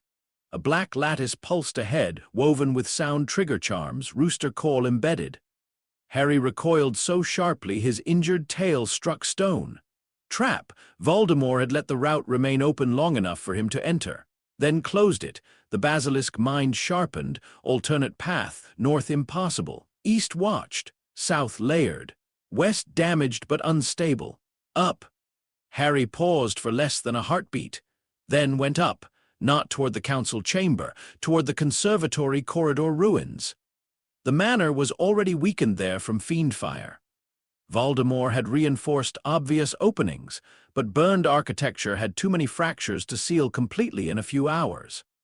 Harry struck through an old cellar wall. Stone burst outward. He entered a smoke-blackened passage beneath the east wing, where the air still tasted of fiend-fire residue. The basilisk body hated it. Every instinct screamed away from the burned scent. Harry used that hatred as information. Do not touch blackened flame marks. Do not breathe hot ash. Do not scrape tail against glowing stone. Behind him, pursuit split. Greyback and Macnair from lower hall. Bellatrix from east stairs. Voldemort did not run. That was the worst thing. He moved like someone who already knew where Harry had to go. Harry reached the ruined conservatory. Glass lay everywhere. Plants hung burned and dripping from broken iron ribs. The reflecting pool had cracked, spilling water across the floor in thin, shining sheets, mirrors, water, glass, danger everywhere. Harry dimmed his eyes completely, nearly blinding himself in the human sense, relying instead on heat and vibration. A spell hit the wall beside his head. Bellatrix. "Careful, Potter," she called. Wouldn't want to look the wrong way, she knew or guessed. Enough. Harry did not answer. He moved through the wreckage toward the root bed he had used before, but that path too was sealed not with rooster sound, but fiend-fire residue bound into a ward. The moment he tasted it, he backed away. Bellatrix had blocked her old burn route. Good hunter. Harry needed a way out that was not a way in. The lake. The northern lake route remained possible if he could reach the water channels, but Voldemort would know that now. He had seen enough from the scar connection to understand mud, water, pressure. Then do what he does not expect. Harry turned deeper into the manor, toward the central hall. The basilisk mind approved. Predators escaping often fled outward. Predators attacking territory moved inward. Harry was not attacking, but he wanted them to think he might. He burst through the conservatory doors into the main lower corridor. For the first time, several Death Eaters saw the full length of him. Not a glimpse in dust, not a reflection. A 60-foot basilisk of matte black scale, amber eyes dimmed but burning beneath the surface, body sliding through the ruined hall with terrible silence. Macnair raised his wand and froze, not petrified, afraid. Harry could have killed him. He did not. Macnair fired. The curse struck Harry's shoulder and burst apart. Harry hit him with the side of his head, controlled enough not to crush, hard enough to throw him through a door and leave him unconscious beneath broken wood. Greyback lunged from the left, fast, too fast for a normal man. He carried a silver-edged spear, not a wand. Bellatrix had armed him properly. The spear glanced off Harry's scales but bit between two plates near the burned tail ridge. Pain flashed. Harry twisted. Greyback leapt back before the counterstrike could land, grinning with yellow teeth. "Bleeds," he snarled. Harry marked him dangerous, not because he was strongest, because he was learning through his body. Bellatrix arrived behind him. "Fenrir, back!" Greyback obeyed too slowly. Harry used the instant to break right, smashing through the wall into the old music room. The room was filled with mirrors. All covered, Bellatrix again. Sheets draped every reflective surface. The piano had been overturned, the windows blackened. The room had become a prepared space where his gaze had fewer tools, so Harry made one. He drove his tail through the covered piano. Wood exploded. Polished black fragments scattered across the floor. One shard spun free, reflecting the doorway for half a second. A Death Eater rushing in behind Greyback caught Harry's indirect gaze in the shard, petrified before he crossed the threshold. Harry moved on, not killing, disrupting. He struck walls, broke sightlines, collapsed prepared positions. Every movement made the manor less controlled, less mapped, less useful to the people trying to trap him. Then the air went cold. Voldemort entered the far doorway. No shouting, no haste. Wand raised. Harry stopped. The corridor between them was long, broken, and lit by floating white orbs. Sheets hung from mirrors. Smoke drifted through ceiling cracks. Rain tapped against damaged windows.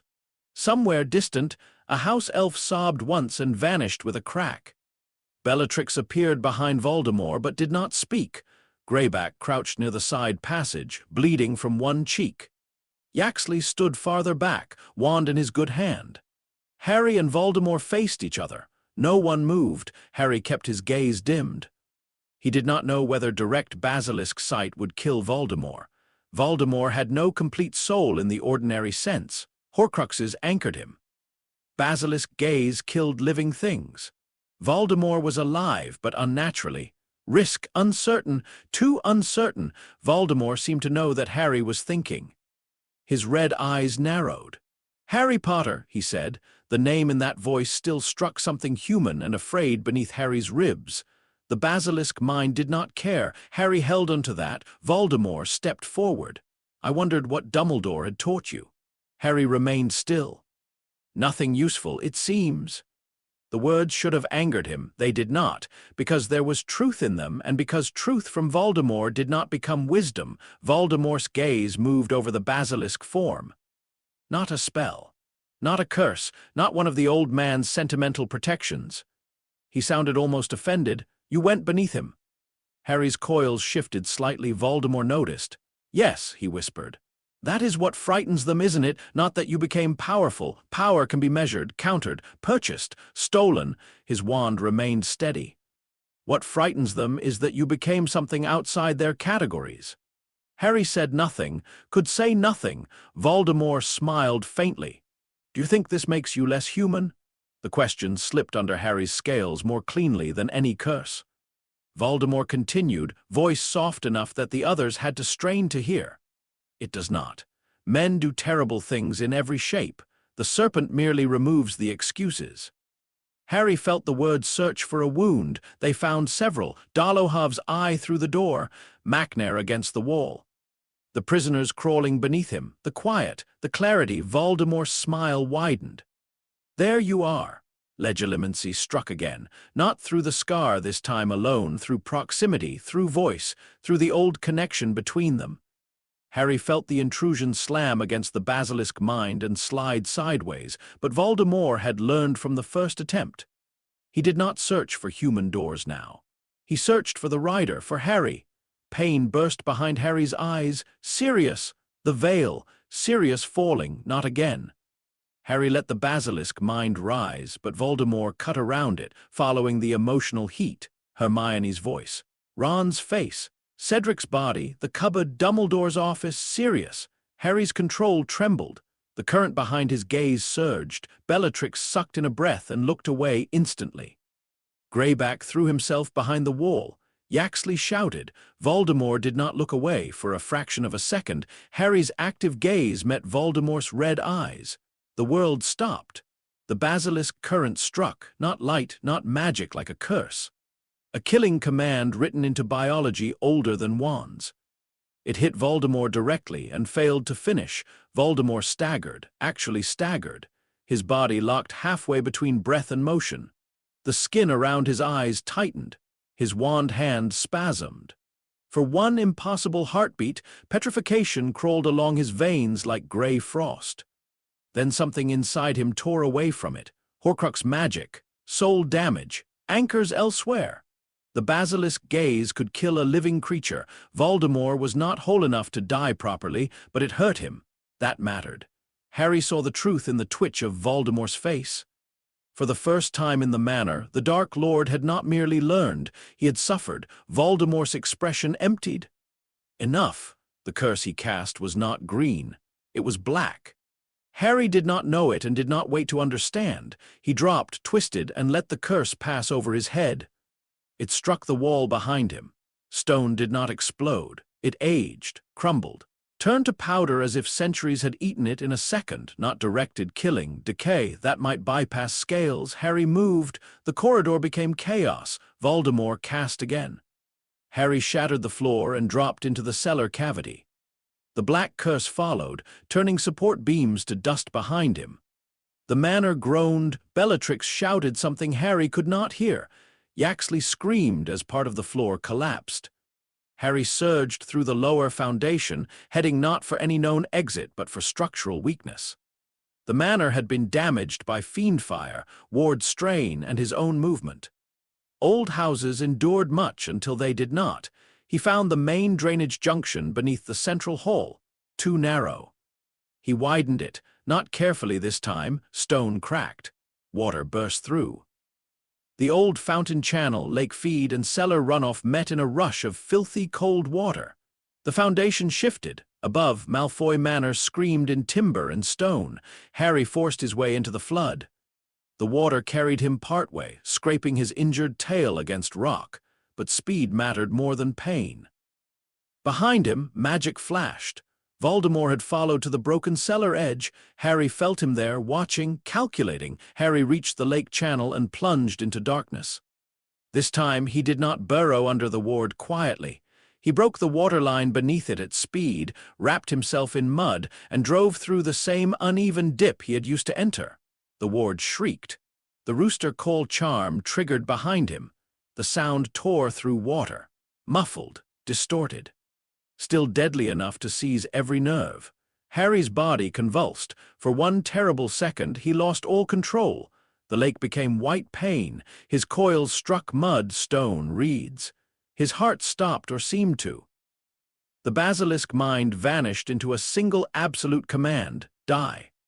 Harry did the only thing left. He transformed, not safely, not cleanly. In the mud beneath the ward line, with rooster call magic still screaming through water, Harry forced his mind onto human names. Ron, Hermione, Sirius. Harry's skin tore back from scale. Length collapsed. Fangs became teeth. The world crushed inward. Pain became too large to understand. Then he was human in freezing lake mud, drowning. The rooster call no longer killed, but the water would. Harry kicked upward with limbs that barely remembered how. His injured leg failed. He clawed at mud, swallowed lake water, and broke the surface beneath reeds outside the estate boundary with no idea how much time had passed. Air hit his lungs. He nearly screamed. A spell flashed over the lake behind him. Searchlights swept the water. Voices shouted from the manor grounds. Harry dragged himself into the reeds and cast the strongest disillusionment charm he could manage with a hand that barely held his wand. It was weak, but rain, mud, darkness, and chaos did the rest. No one found him. Voldemort did not cross the ward line. That stayed with Harry later. The Dark Lord stood at the edge of his own estate, wand lowered, staring out across the lake as if he could see through mud, reeds, and night. Maybe he could not. Maybe he chose not to. Harry watched him through half-closed eyes, shivering violently, human and small in the wet grass. Bellatrix reached Voldemort's side. "My lord," she said, breathless with anger. "Let me pursue." "No, he's wounded." "Yes, he will escape." Voldemort looked toward the lake. Harry's scar burned faintly. He already has. Bellatrix went silent. Voldemort turned back toward the damaged manor. Repair the wards, remove the wounded, send word that Dolohov died in service, say nothing of the creature. And Potter? Bellatrix asked. Voldemort paused. The rain fell between them. Then he said, Potter has reminded me of an old mistake. Harry did not breathe. Voldemort continued, voice almost too soft to hear. I thought the chamber's monster was the weapon. He looked once more toward the dark lake. I should have studied the door. Then he left. Harry remained in the reeds until the lights faded and the voices moved back toward the manor. Only then did he crawl, not walk. Crawl, every part of him hurt. His leg burned. His chest ached from lake water. His scar pulsed. His hands were numb. He had lost the emergency pouch somewhere in the transformation. His cloak was gone. His clothes were torn and soaked, but he was alive. He made it to the old road after what felt like hours. There he collapsed beneath a hedge and laughed once. A horrible, cracked sound. Voldemort had seen him, not all of him, but enough. Harry had seen Voldemort too. That was the part that mattered. The Dark Lord could be hurt by the gaze, but not killed reliably. His body could resist death because his soul was anchored elsewhere. His legilimency could not easily enter the beast mind, but it could search for Harry through emotional heat. His curses could be adapted beyond standard wand fire. His wards could be rewritten around basilisk weaknesses within hours. Conclusion: do not fight Voldemort as Basilisk unless battlefield is chosen, exit secured. Rooster threat neutralized, and Horcrux condition resolved. Hermione would like that sentence, Harry thought deliriously. Then he imagined her face if she read it. The almost smile vanished. He needed to go back. Not to the manor, to Hogwarts, to them. At dawn, he reached the outer tunnel entrance near the Forbidden Forest in human form, half-conscious and shaking so badly he could not speak the Parseltongue command on the first try. On the third attempt, the stone opened. Harry stumbled into the dark passage. The chamber received him hours later. He did not remember most of the journey. Only cold stone beneath his palms. Only the basilisk skeleton appearing through wand light. Only collapsing beside it like a child crawling back to the scene of an old nightmare, because it was the only place that understood the shape of him now. He slept beside the bones of the thing he had once killed. When he woke, the chamber was silent. His scar had stopped burning. His leg hurt badly. His throat felt raw.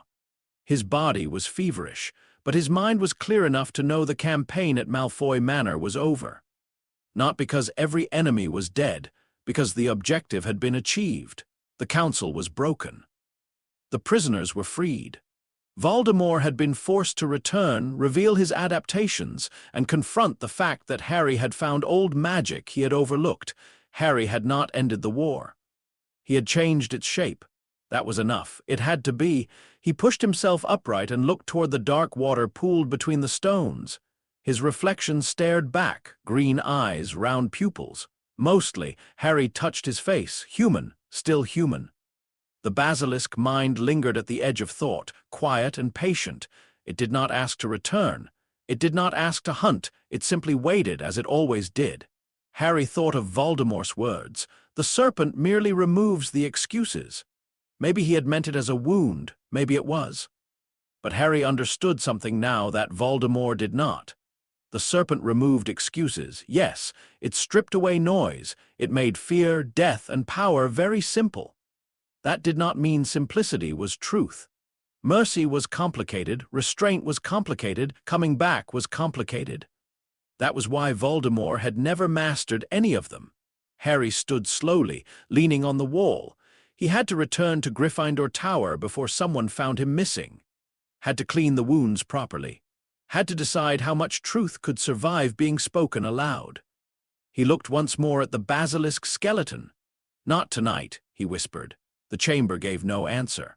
Harry turned toward the tunnel out. Far away, Malfoy Manor still stood, wounded and afraid. Voldemort still lived. Bellatrix still hunted. But something had changed in the dark between them. Voldemort had looked into the eyes of the monster he thought he understood.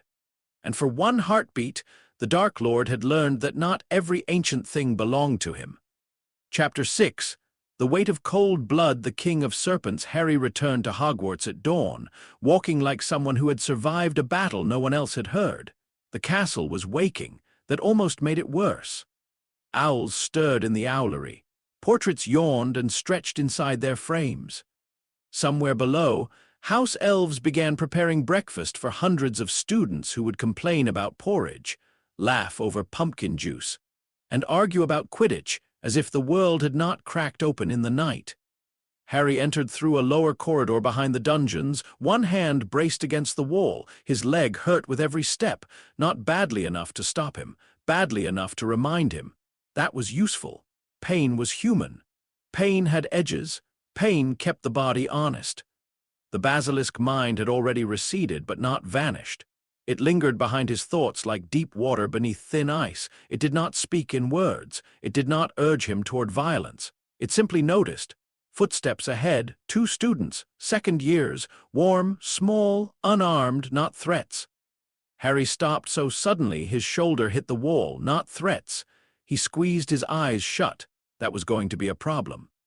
The students turned the corner laughing, saw him, and immediately fell silent.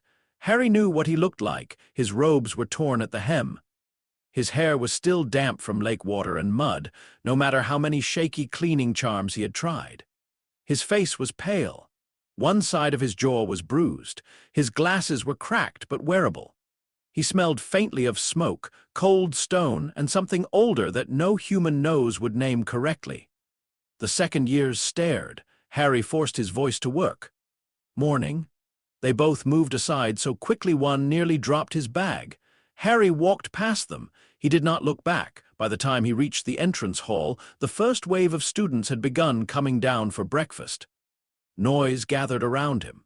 Shoes on stairs, voices, bags knocking against knees, someone complaining about homework, someone else laughing too loudly. It hit him like weather, heat everywhere, motion everywhere, human life moving in careless clusters. His skin prickled with too much information that should not have been there. He could still sense temperature in layers, not clearly like in basilisk form, but enough that crowded spaces felt crowded before he saw them. His head turned slightly as people moved behind him. He knew who carried a wand in hand and who had one tucked away. He knew which staircase had 3 people descending and which had 7. He hated knowing. "Harry!" Hermione's voice cut through everything. He turned. She stood at the foot of the stairs in her school robes, hair loose around her shoulders, face pale from sleeplessness. Ron was beside her. Neither of them looked surprised to see him. That somehow made it harder. Hermione crossed the distance first, not running. Running would have drawn attention. But fast enough that Harry knew she had been waiting. She reached him, grabbed his arm, and stopped. Her fingers tightened. Not because she wanted to restrain him, because she had felt him flinch. Harry had flinched before he could stop himself. Not from pain, from contact. Hermione noticed. Of course she noticed. She looked down at her hand on his sleeve, then slowly released him. "Where were you?" Ron asked. His voice was low, rough with worry he was trying to disguise as annoyance. Harry opened his mouth. Nothing came out. The basilisk mind supplied options. Lie, deflect, leave. Harry swallowed. "Not here." Ron stared at him. "Yeah, we figured that part." Hermione's eyes moved over him quickly. Mud at his cuffs, burn mark hidden badly under repaired fabric, cracked glasses, feverish skin, wand hand trembling slightly. She had 3 questions ready. Harry could see them forming and being rejected. Where did you go? Who hurt you? What did you do? Instead, she asked the one question that made the floor feel unstable. Are you all right? Harry considered it, actually considered it. The easy answer was yes. The honest answer was too large. He thought of Dolohov's eye through the door, the prisoners crawling under his body, Bellatrix in the rain saying she would bring a rooster, Voldemort staggering beneath the basilisk gaze, the rooster call shrieking through water, the chamber floor beneath his human hands. He thought of the quiet inside the serpent form. Everything had been so quiet there, very quiet, very clear. "No," Harry said. Hermione's face changed. Not shock, relief, almost, as if she had been more afraid he would lie convincingly. Ron looked between them, jaw tight. "Hospital wing," he said. Harry almost refused. Instinct rose sharp and immediate. No enclosed room, no questions, no adult control. Then he saw Ron's expression. Ron was scared, not of him. For him, that distinction struck Harry hard enough to make him look away. "Yeah," Harry said. "All right." They moved together. Hermione on one side, Ron on the other, not touching him unless he stumbled. Students watched. Harry felt every gaze like insects on skin. By the time they reached the hospital wing, Madame Pomfrey had already been alerted. Harry suspected Hermione had done it before breakfast. Madame Pomfrey took one look at him and made a sound that promised violence against whoever had caused the injuries. "Bed," she ordered. Harry obeyed because disobeying Madame Pomfrey required more strength than he currently possessed. The examination was unpleasant, not because of pain. Because he had to sit still while someone else named the damage, burn a long leg and hip. Magical residue, cold exposure, bruised ribs, mild concussion. Exhaustion, signs of forced magical transformation strain. Madame Pomfrey paused at that last one. Harry went still. Hermione went still too. Ron, who had been pacing at the foot of the bed, stopped. Madame Pomfrey looked at Harry over her spectacles. "What?" she said carefully. "Have you transformed into—" Silence fell. Harry could hear rain beginning against the infirmary windows, not hard rain, soft, repetitive. Like the conservatory roof, he looked down at his hands, human hands, small hands, hands that had held a wand, a sword, a knife, a broken fang. "Something old," he said. Madame Pomfrey's mouth tightened. "That is not an answer." "No," Harry said. "It isn't." Hermione stepped forward. "Can you treat him first?" Madame Pomfrey gave her a sharp look. Hermione did not back down. After a moment, the nurse huffed, turned away, and began preparing potions. "Fine. But nobody is leaving this room until I understand whether Mr. Potter is going to grow wings, scales, horns, or something worse during breakfast." Harry almost laughed. It came out as a weak breath. "Ron noticed." "Scales, then?" he muttered. Harry looked at him. Ron's face lost color. "Oh, bloody hell, I was joking." Hermione closed her eyes, then opened them. "Harry," she said quietly, "tell us." So he did, not all at once, not well, but enough. He told them about the chamber.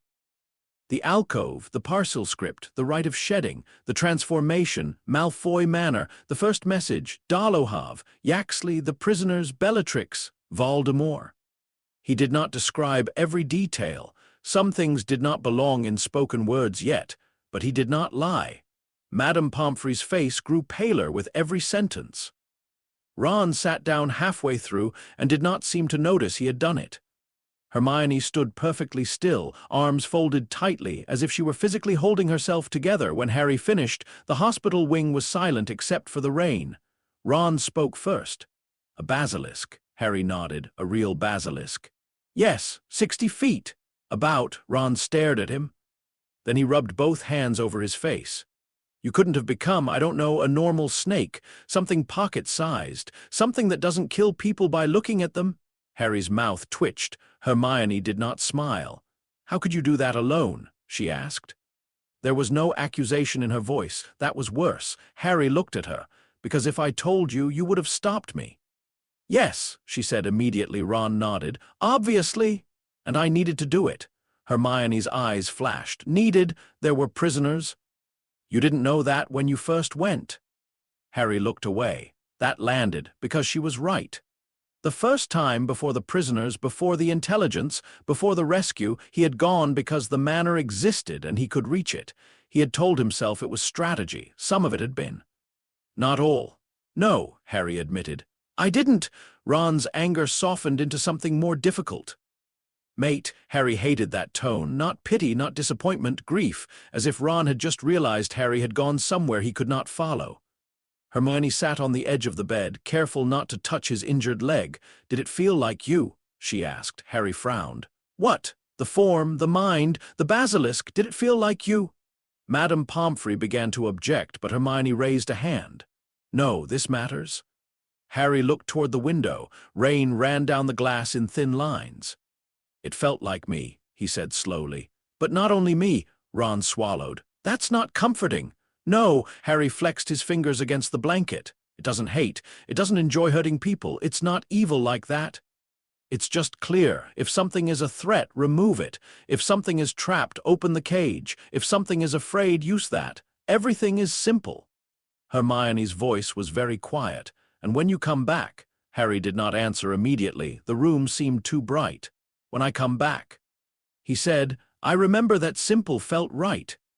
That was the truth that frightened him most. Hermione looked like she had been struck. Ron stood up and turned away, hands on his hips, staring at the far wall. Madame Pomfrey muttered something about reckless children and began applying salve to Harry's burn with more force than strictly necessary. No one spoke for a while. Then Ron turned back. "Would you do it again?" Harry looked at him. The right answer was no, the human answer, the safe answer. The answer that would let them breathe again. Harry thought about it, then said, "If I had to." Ron's face tightened. Hermione looked down. Harry continued, because stopping there would be cowardice. "But not like that, not alone, not without telling you, not without a plan to come back." Hermione's eyes lifted. "To come back," Harry nodded. "Human," he said. "I need anchors, names, rules, people who can tell me when I'm turning into something I shouldn't." Ron's expression shifted. "People." Harry looked at him. "You, Hermione, maybe Remus, maybe Dumbledore if I have to." "You have to," Hermione said. Harry sighed. "I know." He hated that he knew. The hospital wing doors opened before anyone could say more. Dumbledore entered. He looked older than Harry had ever seen him, not weaker, older, as if the night had reached him too. His blue eyes moved from Harry to Hermione to Ron to Madame Pomfrey, then back to Harry. "I believe," Dumbledore said gently, "there are conversations overdue." Harry almost laughed at that. Overdue, that was one word for it. Madame Pomfrey rounded on him. "Headmaster, this boy requires rest, not interrogation." "I agree entirely," Dumbledore said. He did not leave. Madame Pomfrey glared. Dumbledore accepted the glare with the humility of a man who knew he deserved worse. Harry looked at him.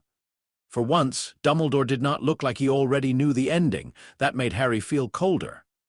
"You know," Harry said. "I know some," Dumbledore replied. "Alastor received 2 escaped prisoners before dawn yesterday. They spoke of a creature beneath the earth." An anonymous packet of intelligence arrived soon after through a route, Miss Granger, once designed for secure communication. Voldemort returned to Malfoy Manor this morning and has since withdrawn several operations from active planning. Hermione glanced sharply at Harry. "You used my route?" Harry winced. "It was a good route." "That is not the point," Ron muttered. "It kind of is, though." Hermione shot him a look. Dumbledore stepped closer to the bed, but not too close. Harry noticed that the distance, respectful or cautious, may be both. "Harry," Dumbledore said. "May I ask what form you discovered?" Harry held his gaze. "Basilisk." Dumbledore closed his eyes only for a second. When he opened them, something like sorrow had settled behind the blue. "I see." Harry's anger stirred. "Do you?" The words came sharper than he intended. The room tightened. Dumbledore did not defend himself. "No," he said softly. "Not fully." That answer took some of the heat out of Harry's chest and replaced it with something worse, because Harry had wanted a fight. A fight would have been simple. "I went to the chamber," Harry said. "I found something Voldemort missed." "Yes. You knew there might be old magic there." Dumbledore's silence answered before his words did. "I suspected the chamber held more history than Tom ever understood." Harry stared at him. "And you never checked?" "I did." Harry's pulse kicked. Dumbledore looked toward the rain-dark window. "The chamber did not open for me, of course." Harry felt foolish for not realizing it. Parseltongue. Blood, recognition. "Doors beneath doors, it opened for me," Harry said. "Yes." "Because of him." Dumbledore looked back at him. "Partly." Harry hated that word. Partly left room for too many things. Dumbledore continued, "Tom gave you access to a language. He did not give you courage, grief, restraint, or choice. Those were yours before him." Harry looked away. The basilisk mind did not understand comfort. Harry barely did. Dumbledore's voice lowered. "What you did at Malfoy Manor has changed the war. Several planned attacks will not happen because of the information you retrieved. 2 prisoners are alive because of you. Voldemort's inner circle is fractured." Ron looked proud for half a second. Hermione looked terrified that she was proud. Harry felt nothing clean enough to name, Dumbledore continued, but Harry, a weapon that works asks to be used again. Harry looked at him then. I know. Do you? The question was quiet, not accusing, that made it harder to hate. Harry thought of the corridor, Amicus freezing, Macnair flying into the wall, Voldemort staggering under the gaze, the enormous clarity of choosing, moving, striking. Yes, Harry said. I do. Dumbledore studied him, then he nodded. I believe you. Madame Pomfrey made a disapproving sound and handed Harry a potion. Drink, all of it. Harry drank. It tasted like burnt grass and regret. Ron made a face on his behalf. Dumbledore waited until the bottle was empty. The form must not be used again without preparation, he said. Harry bristled. Dumbledore lifted a hand. I am not forbidding you. That surprised everyone. Hermione stood. Professor, I am not approving either, Dumbledore said. I am acknowledging reality. Harry has become something rare, dangerous, and deeply vulnerable in ways our enemies now know. Pretending otherwise would be another form of negligence. Harry heard it. Another. Dumbledore heard himself too. His expression changed slightly. I have made errors, he said. Ron snorted. That's one way to put it, Hermione whispered. Ron. No, Harry said. Ron looked at him. Harry's chest felt tight. No, let him say it. Dumbledore accepted that too. Harry, he said, I believed for too long that if I controlled what reached you, I could control what harmed you. I was wrong. The words entered the room carefully. They did not fix anything, but they landed. Harry looked down at his hands. You can't make me normal again. No, Dumbledore said. Can anyone? I do not know. Harry nodded slowly. That was better than a lie. Hermione sat back down. What about the residue? She asked. Dumbledore looked at her. The psychological effects. Harry almost smiled. Only Hermione could make horror sound like homework. Yes, she said. He said the basilisk mind doesn't disappear completely after he transforms back. He's retaining sensory habits, threat responses, emotional flattening, not flattening, Harry interrupted. Hermione stopped. Harry searched for the right words. It's more like stillness, too much stillness. Dumbledore's face grew grave. Then stillness must be answered with connection. Ron frowned. What does that mean? It means, Hermione said slowly, he shouldn't be alone after transforming.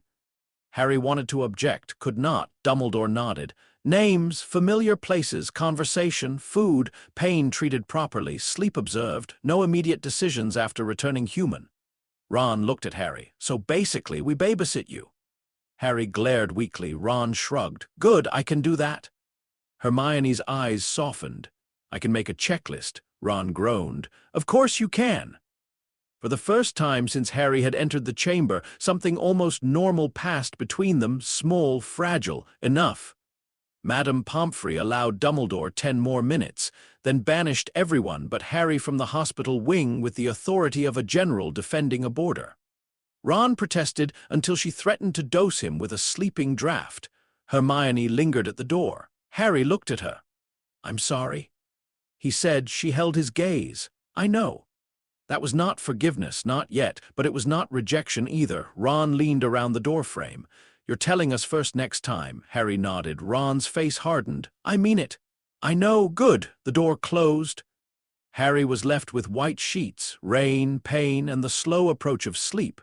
For once he did not fight it. He dreamed of the chamber, not Malfoy Manor, not Voldemort. The chamber. The basilisk skeleton lay quiet beneath the statue of Slytherin. The dark water did not ripple. The parcel script alcove glowed faintly, though Harry could not read the words from where he stood. In the dream, he was human. Across the floor, the living basilisk version of himself coiled in silence. Matte black scales. Amber eyes. Immense head lowered to the stone. Harry should have been afraid. He was, but not only afraid, the basilisk watched him without hunger. Harry watched it without hatred. You're me, Harry said. The basilisk's tongue flickered. Yes, I'm not only you. The answer came after a long, slow breath. No, Harry stepped closer. Will you stop if I tell you to?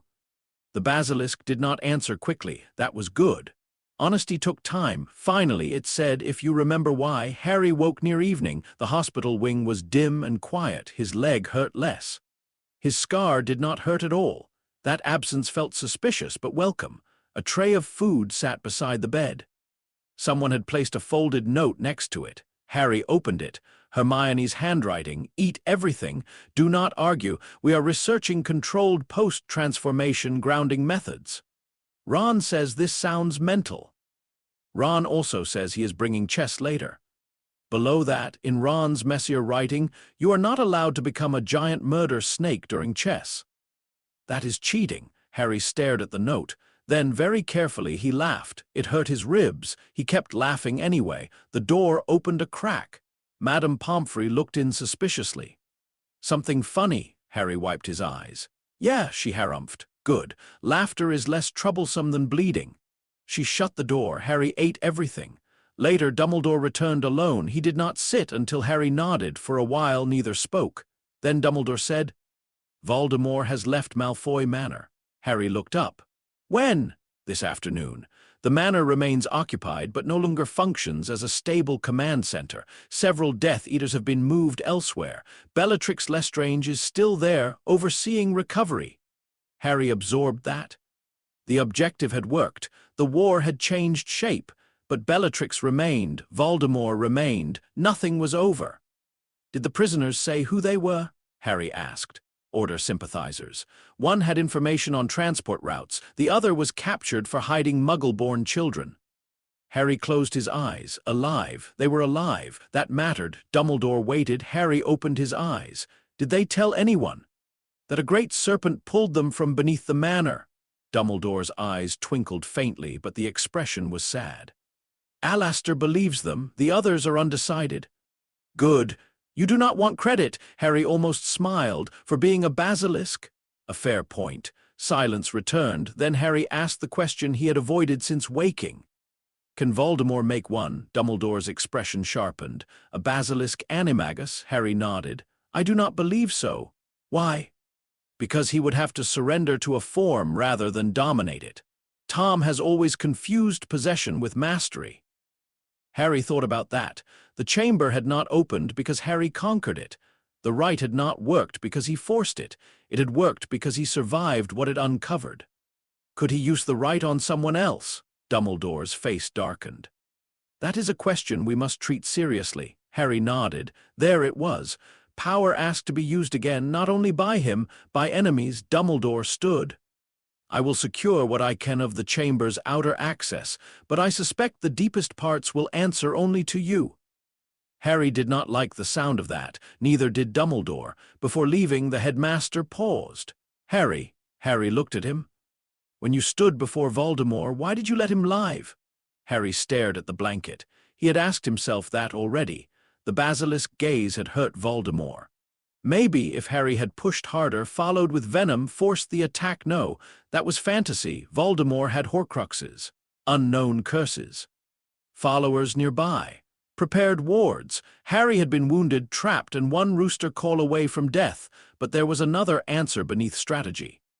"Because I didn't go there for him," Harry said. Dumbledore waited. "I went to take away his hands, his plans, his people, his safe place. If I tried to end him there, on his ground, angry and hurt, I would have lost." Dumbledore's eyes softened. "That is a remarkably difficult lesson." Harry looked toward the rain-dark window. "I learned it from Sirius." Dumbledore bowed his head. The name stayed in the room after he left. That night, Ron brought chess. Hermione brought books. Madame Pomfrey pretended not to notice that visiting hours had ended. Ron won the first game because Harry was tired. Hermione read 3 paragraphs aloud about Animagus theory before declaring the book useless and snapping it shut. For a while, Harry sat between them and let ordinary noise build around him, chess pieces arguing. Ron complaining, Hermione correcting him, rain on glass, pages turning, human warmth, not prey, not threats, friends. The basilisk mind lay quiet beneath it all, listening, learning. Harry did not know what he was now, not exactly, a wizard, a Parselmuth, an animagus of something that should not have been possible, a boy who had killed, a boy who had saved lives, a weapon, a person, all of those at once, maybe. Near midnight, when Ron had fallen asleep in the chair and Hermione's head drooped over an open book, Harry looked out the window toward the dark grounds. For a moment his vision shifted, not fully. The world gained layers. Cold stone, warm bodies, distant movement, the faintest vibration of wind against glass. Then it faded. Harry did not panic, he breathed through it. Human lungs, human breath, human choice. The basilisk mind offered no opinion, only a quiet fact: you are here. Harry looked at Ron, at Hermione, at the castle beyond the rain. Yes, he whispered, I am. Far away, Malfoy Manor stood wounded beneath its new wards. Bellatrix Lestrange planned with mirrors, fire, and the promise of Rooster's song. Voldemort considered old doors he had once ignored. The war had not ended, but Harry Potter had returned from the Serpent, not unchanged. Never unchanged, but returned. And for tonight, that was victory enough.